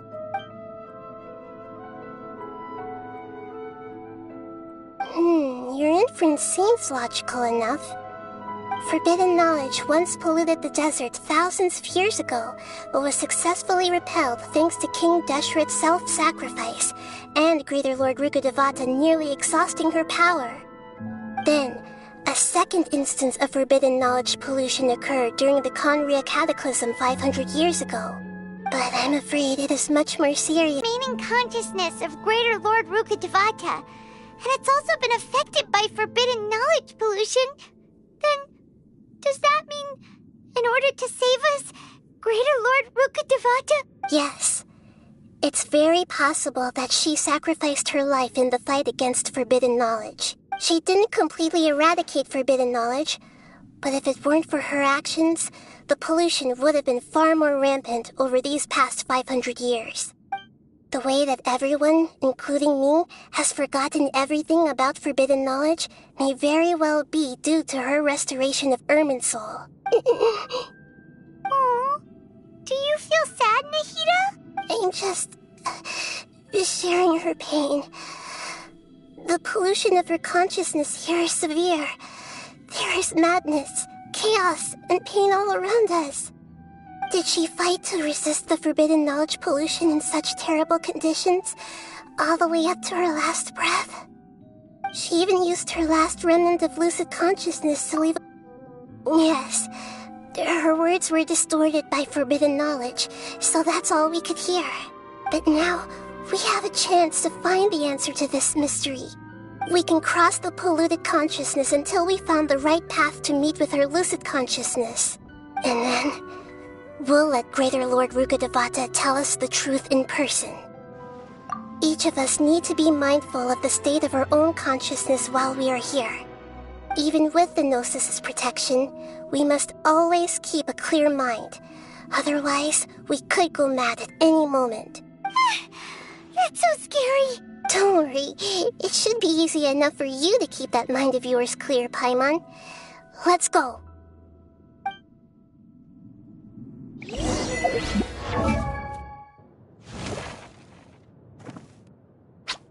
Huh? Huh?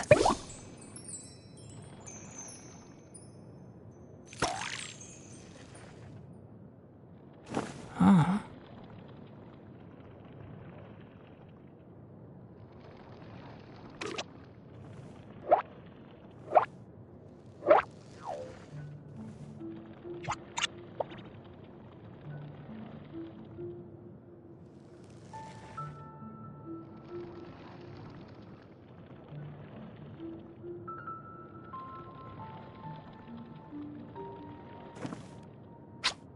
Huh? Huh?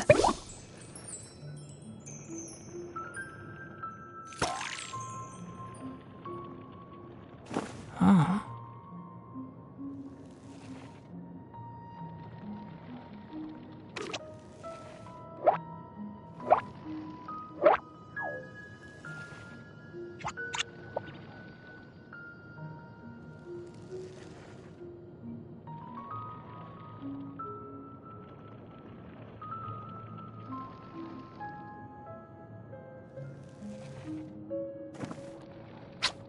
Huh?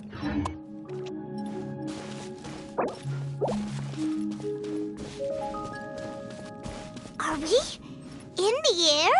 And why is there a huge boat? That's the boat of consciousness, which symbolizes reason here. Its court... Wow. What are these? The monsters seem to have been affected by them.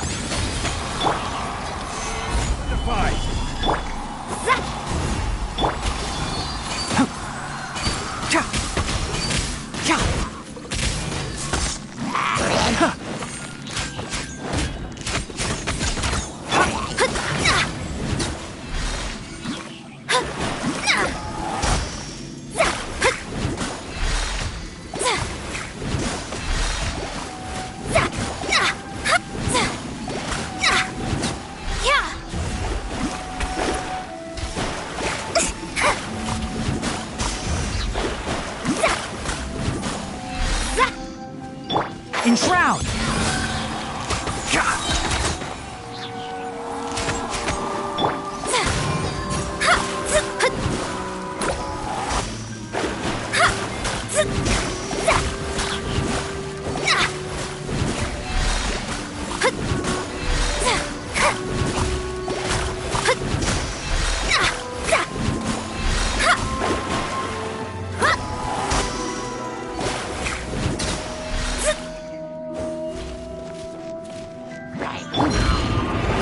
One thing after another. Decided by destiny. I'll uproot you! Everybody stand back! Stabilize! Can't see?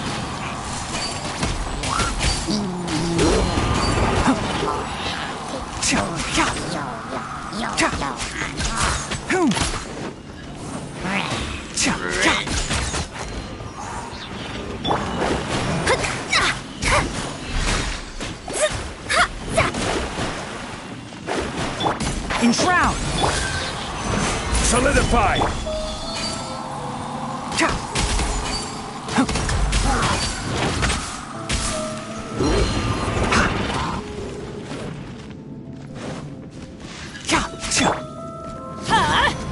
Take cover!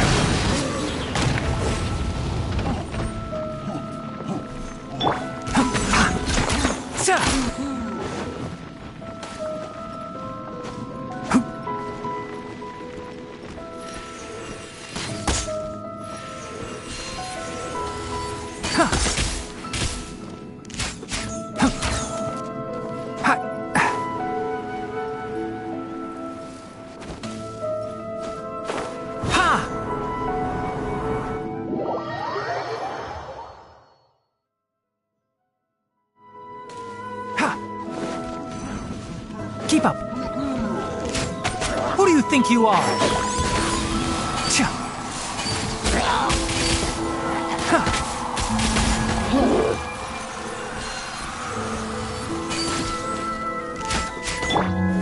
Gather! Can't see?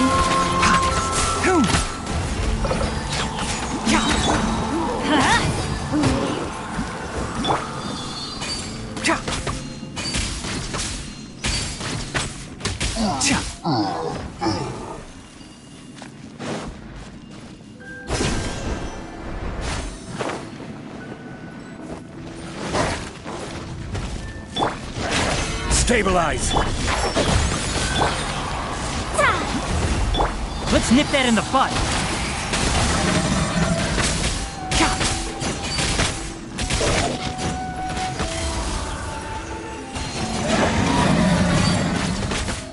Enshroud! Gather! Written in the stars! Take cover! Teamwork is dreamwork! This is order! Can't see?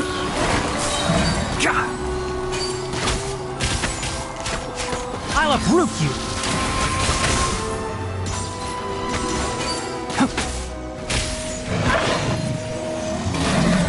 Keep up! One with the forest!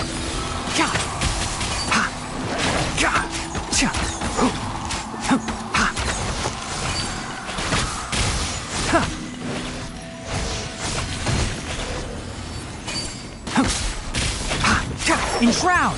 Keep up!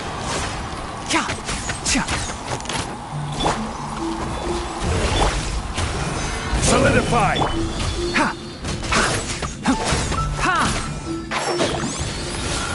Look! A four-leaf sigil has appeared in the sky!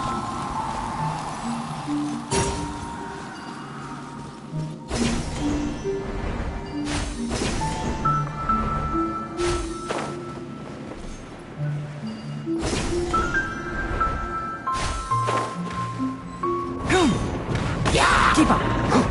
One with the forest!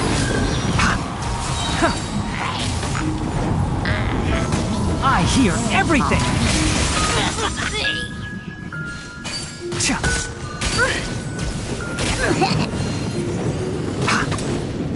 Can't see?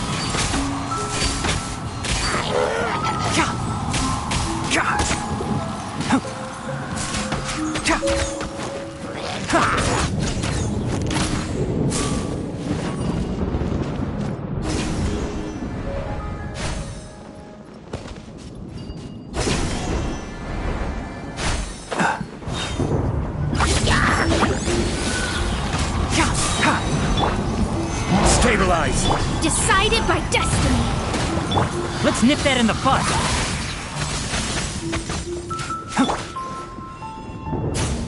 I will have order!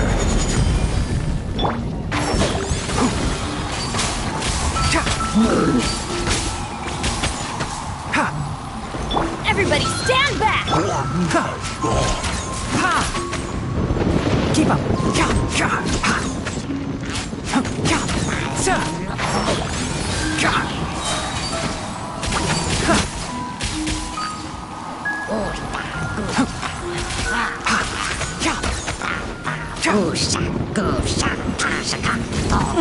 One with the forest!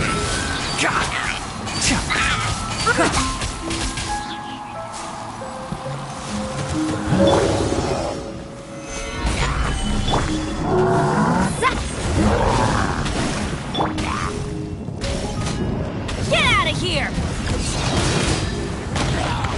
Adventure time! Enshroud!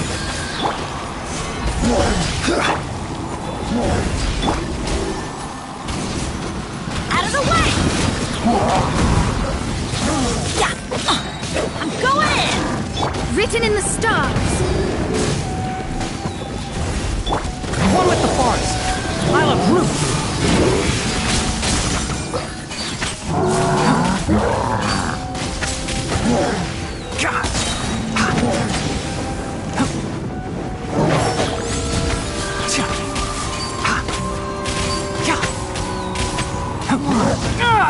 Keep up! Solidify! Order guide you! Enshroud!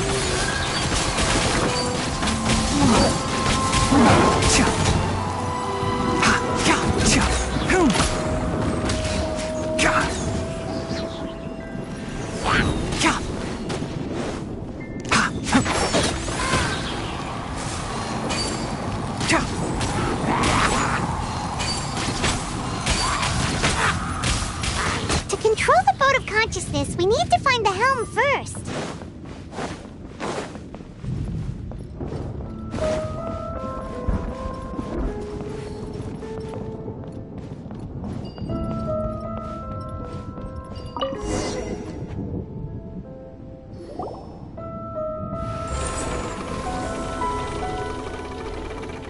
they changed direction. Are we still going the right way, Nahida? Judging from the current route, the boat of consciousness will soon take us out of here.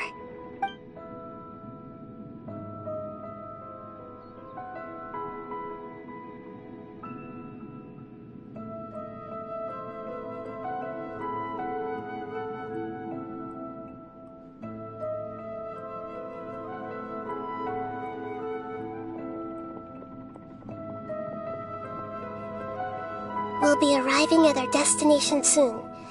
How are you feeling? Are your minds still intact? Huh? But everything's been completely normal for Paimon. Hopefully there won't be any more interruptions. This time, we should be able to meet Greater Lord Rukkhadevata. Are you saying you've never met Greater Lord Rukkhadevata before? No. It seems that my birth and her death took place at the same time. Otherwise, I think she would have given me a little more guidance, and I could have done a better job. Hey, you've done a great job, Nahida. Let's get out of this creepy place and go meet her.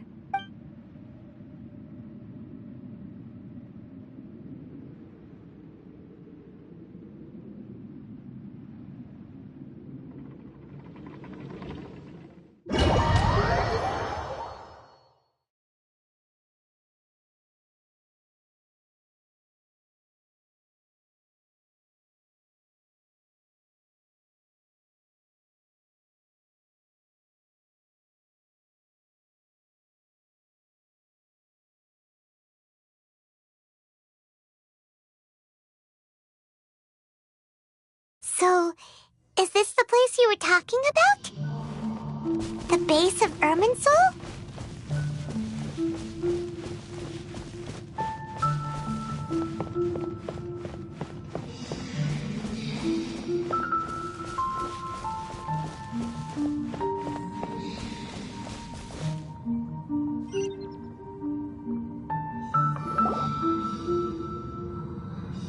Well, this is the place.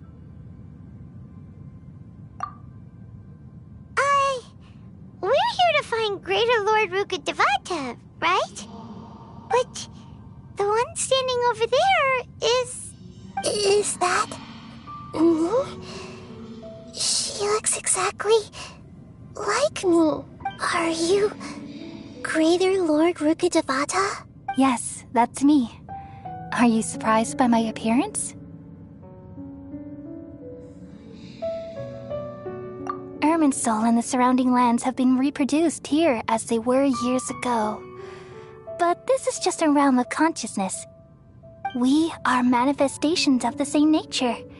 Hence why we would appear exactly the same. We're of the same nature? Why? Because you are me, and I am you. You are me in the new samsara. The new samsara? As Greater Lord Rukkhadevata, I'm the avatar of Irminsul. And you are the purest branch snapped from Irminsul. Imagine it this way. Even if a tree dies, its branches will eventually take root and grow, continuing the tree's life in another form.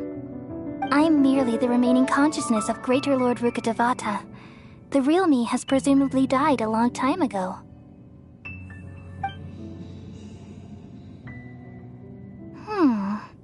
Judging from your appearance, I've probably been dead for 500 years. But you're finally here. My new self in the samsara. If this is true, then am I going to be a great Archon like you someday? Though we share the same nature, our fates are bound to be different. All things have their own fate. When a branch grows into a mature tree, it won't be the same as the original tree. That's why fate is the ultimate knowledge, isn't it? That's a great insight. Yes, very good. It's also precisely why you won't become like me. Really? But perhaps you may become an even greater Archon than I. I already see a determination in you that I didn't possess in my time, and the future that it leads you to will be yours alone, along with the blessings from your past experiences. Don't worry. The growth of wisdom is like that of a plant. You only need to wait quietly for the flower to bloom. Come to think of it, the sages never had the faintest inkling of the meaning of wisdom. Thank you. Nothing makes me happier than discovering that the Archon I always admired was in fact myself in another fate. It's so nice to speak with you, Greater Lord Rukkhadevata. I've always wanted to meet you. The feeling is mutual. From the moment I snapped the branch off Irminsul and created you, I've also looked forward to talking with you. Could you tell me why you wanted to create me? And what exactly happened when you died? Ah, I see. You're here seeking answers, right? Everything that day, even the sky itself, changed into a color like this. At that time, the seven were all summoned to the nation of Conria. Except for me. I had a more important task to attend to. I had to protect Irminsul.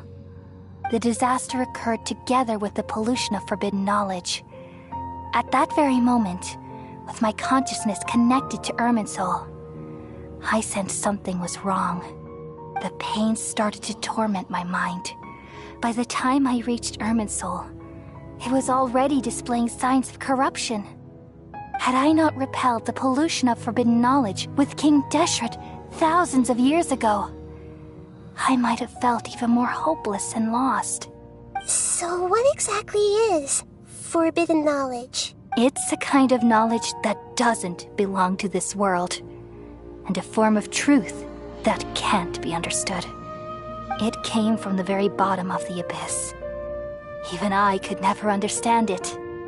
The world is constantly rejecting it, leading to all kinds of bad phenomena.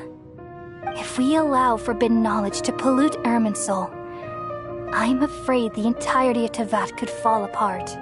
So, there's knowledge that even the God of Wisdom can't understand? At that time, I knew I couldn't repel the forbidden knowledge with my strength alone, which is why I created a device that compiled human wisdom and named it the Akasha. It's truly the world's most amazing invention. Thank you. For a long time, I thought dreams were the fruit of human wisdom. Though it was selfish to do so, I borrowed people's dreams using the Akasha. Then I compiled their wisdom and all of my own power. Well, did it work? Thanks to the wisdom of the people of Sumeru, almost all the forbidden knowledge was cleared from Irminsul. But things didn't go as smoothly as I thought. I had a terrible headache, which gave me an uneasy feeling. And then I remembered that my consciousness was also connected with Irminsul. It brought me knowledge and wisdom, but vile corruption as well. From the very beginning, my existence had been polluted by the forbidden knowledge. Oh no! How could that happen? I've experienced that pain in your consciousness. It must have been a horrible experience. Yes, but my feelings weren't important. The important thing was that even if I died, my existence and everything related to me would continue to exist in Irminsul as memories and knowledge, meaning that the forbidden knowledge couldn't ever be permanently eradicated. And there's no way for me to eliminate myself. It would be a sort of paradox.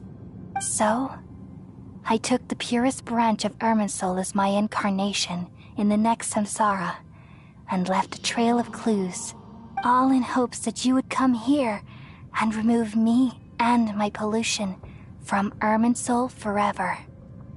Wait, no, I can't. So you realize what that implies? You are very smart indeed. Irminsul has all the knowledge and memories of this world. And as you've realized just now, removing me from Irminsul means I essentially will never have existed in this world. But this is the only way to save Irminsul. People love you so much, and they've missed you so much over the past 500 years. I am exactly the same. So how can we just forget you like this? Is there really no other way? There must be something else I can do. You're the god of wisdom, Boer. You should know that there is no other way. But this is so cruel. I don't want to forget you. No need to feel so sad, Boer. As someone who delights in wisdom, you should feel joy at finally finding the answer. These are the words in their entirety. The answer you've been seeking all along. Let the world completely forget me.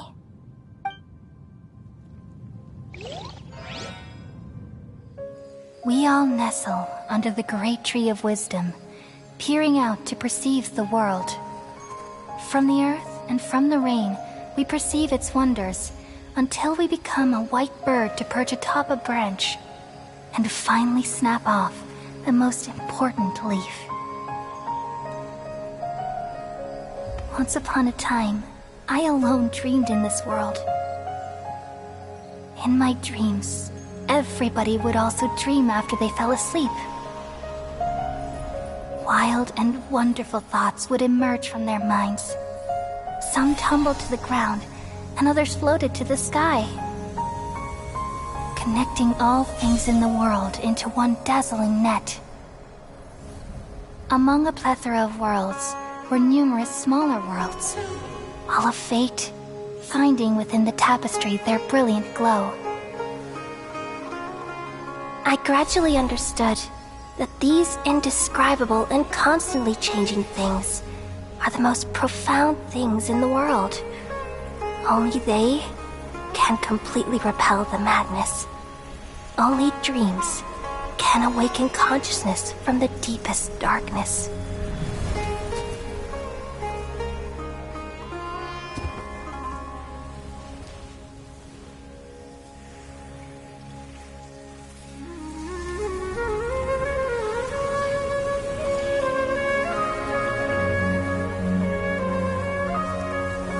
I'm the one who posed this question, yet also the one who sought a solution. Saving the world with the dreams of the people used to be my answer. And now, you've also found your own answer, and I shall return all the dreams to the people.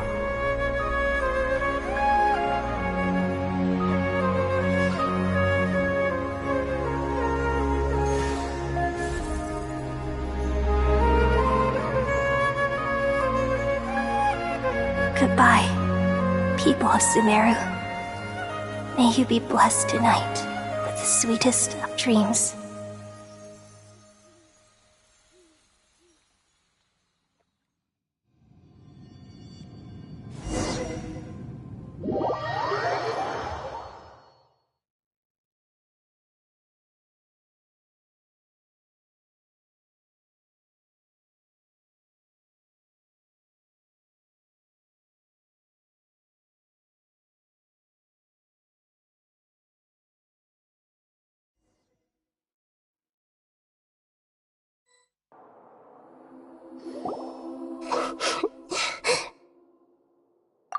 I'm alright. I'm just a little confused. We've just saved the world, right? So why am I crying? I don't know where this feeling inside of me is coming from, but I feel very sad. Just now, we used the power of two gnosis to successfully connect with the Irminsul consciousness from 500 years ago. Then, we removed the remaining pollution from Irminsul. Yeah, what's What's wrong? Weren't you there just now?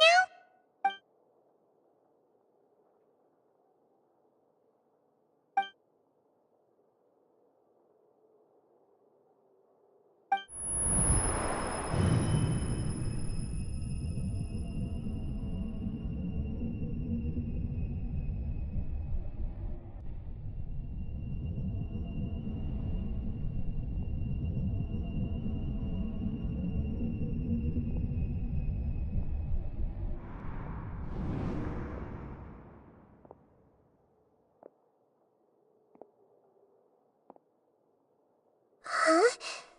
That sound. Traveler! Paimon! I've been waiting here far too long. But finally I have the chance to be alone with you. All the precious time I wasted has finally paid off. The doctor! What have you done? Just a type of sound wave that can quickly put defenseless people into a dream. As I expected, it doesn't have any effect on gods. This is the only thing of interest I found among the sage's research. I thought I'd take it for a little spin. Don't worry. I know you would never forgive me if I actually killed them. I'm here to negotiate with you. Naturally, I won't do anything dangerous that could potentially damage our relationship. Negotiate with me? I heard you had already left Sumeru. Why are you here again now? I left Sumeru, but I also stayed in Sumeru. Even the God of Wisdom is restricted by the habits of cognition. How disappointing. You mean there are many different versions of you in this world? An astute guess. Even the same individual will have different cognitions at different ages. A long time ago, I made a major decision in hopes of preserving all my perspectives of how I observed the world. Observation is the first step of any experiment, but observing the current world doesn't satisfy me. It lacks an important dimension, that of time. So I saved segments of all my ages and made them into independent individuals. That's all there is to it. Indulge me. How does the God of Wisdom find my method of seeking knowledge? It's an insult to the very concept of life. Life inherently has many rules and restrictions, each with its own significance and reason to exist. They can't be broken on a whim. Good. Amazing, even. Indeed, it's difficult for humans to make peace with themselves, not to mention oneself from a different period. Since you're in the academia, why wait until now to show up? You could very well have stopped us and helped that fake god. Simple. Let me ask you this. Would any staff member ever help the subject in the middle of an experiment? It was my experiment. So why should I interfere with the results? The academia saw the plan to create a god as their ultimate goal, yet you only saw it as an ordinary experiment. You really are crazy. If the experiment succeeded, you would have had a new god on your hands. How would you have faced your own god then? Would you still take the same stance? Would you still hold the same view of yourself? I'm first and foremost a scholar. These results should be left to the judgment of the hypothetical me confronted with that outcome. But you're right. And that's exactly why I'm disappointed with the conclusion of this experiment. As an individual, you don't have any sense of belonging. You seem to have even fewer convictions than a typical scholar. Oh no, I certainly have my own convictions. They just don't fit your standards, that's all. All right, that's enough conversation for today. The experiment is over, and it's time to tidy up the equipment and reclaim any useful materials. For example, the Gnosis. Lesser Lord Kusanali, you're an intelligent Archon. I'm sure you understand the disparity in our combat abilities at this time. Besides, you have no way to use that Electro-Gnosis in battle. Didn't you say you were here to negotiate with me? Somehow, it's starting to seem like you intend to take it by force now. I'm merely stating a fact. After all, I'm also a scholar. Naturally, I hope to show proper respect and dignity to the God of Wisdom. Your hypocrisy is built on absolute confidence. I understand your scheme, but...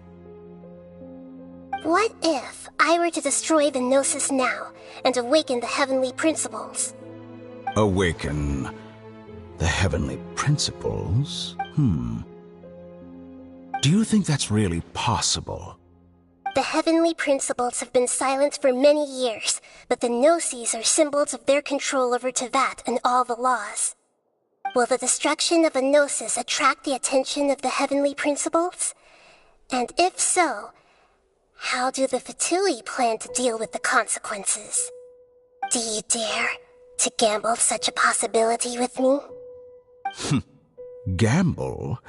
How surprising. I thought you would show evidence or use rigorous reasoning to prove your point. The word gamble is the last thing I expected to hear from the God of Wisdom. But this is a clever move. You must have seen through me when I first captured your consciousness. As a scholar, I respect all possibilities. This has always been my principle and is an essential trait as an experimenter.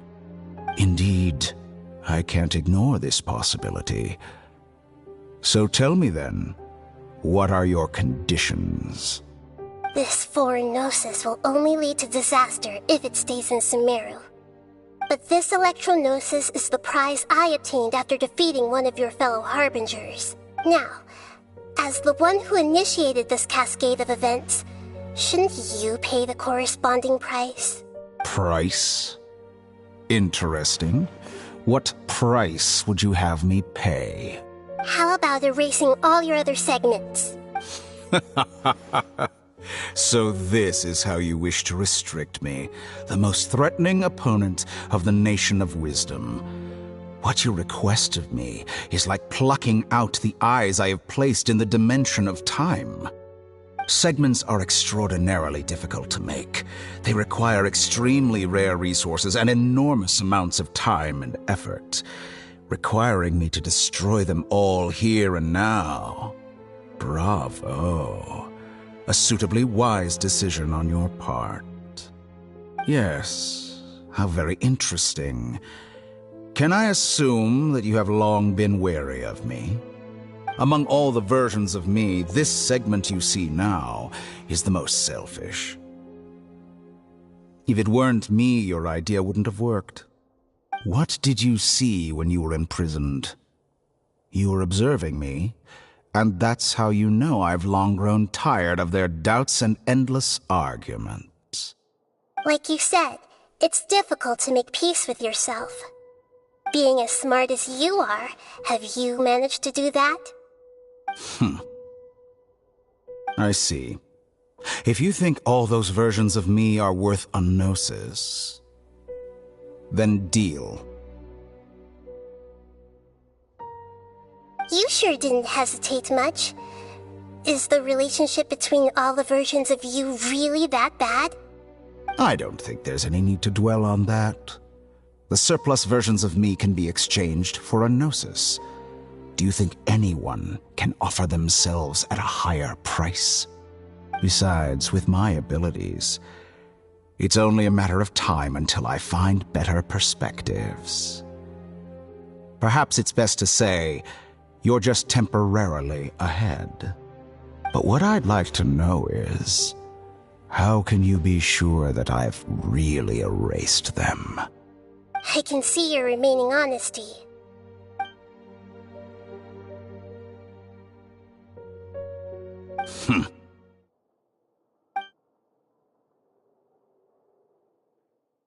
What a ridiculous decision! You can't be serious! How could I have been so short-sighted? You think this is the end? I'll have my revenge! You'll make Good this moment riddance. count. You You will regret this! Well, have you confirmed that it's complete? Here, take it. The future of Sumeru City will be in my hands alone.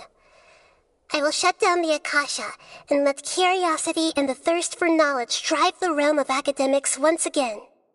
There won't be any further gaps for you to exploit. It truly pains me that my academic achievements have never been appreciated in my homeland. Of course, I have no interest in being rejected by this city for a third time. Another chess piece. And where is your dendronosis? Don't be greedy, Harbinger of Snezhnaya. No, this is a different transaction. If you intend to turn off the Akasha anyway, then there's no further use for the Gnosis of Sumeru, is there? Besides, isn't it the Archon's duty to deliver what's desired of the Seeker? Oh, judging from your expression, you don't seem to find the idea very agreeable. Then let's think of it this way. Since you're the god of wisdom, how about I exchange some knowledge with you? People exchanging knowledge with the God of Wisdom is the stuff of legends. Yet here you wish to exchange knowledge for the God of Wisdom's property. Arrogant as that is, it has piqued my interest. Let me ask you, have you in all your mighty knowledge ever heard the rumor that the skies of Tevat are fake? Huh? That's the secret hidden by Irminsul concerning the truth of this world.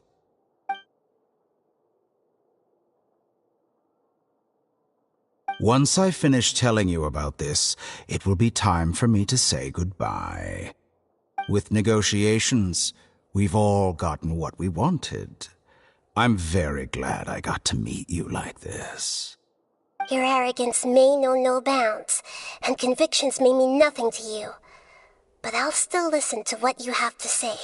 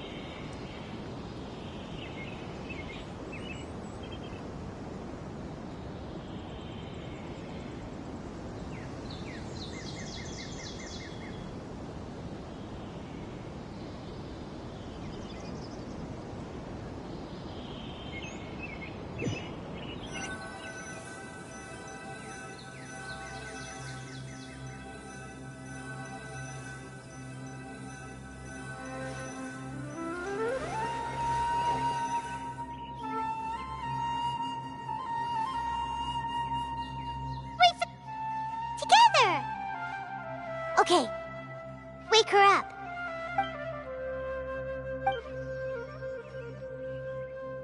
Are you awake? Kali says it's time for breakfast. Come on, get up! Good morning! How are you feeling today? Good to hear. It looks like we've recovered pretty well. Not even Tainari could stop us from going out now, right?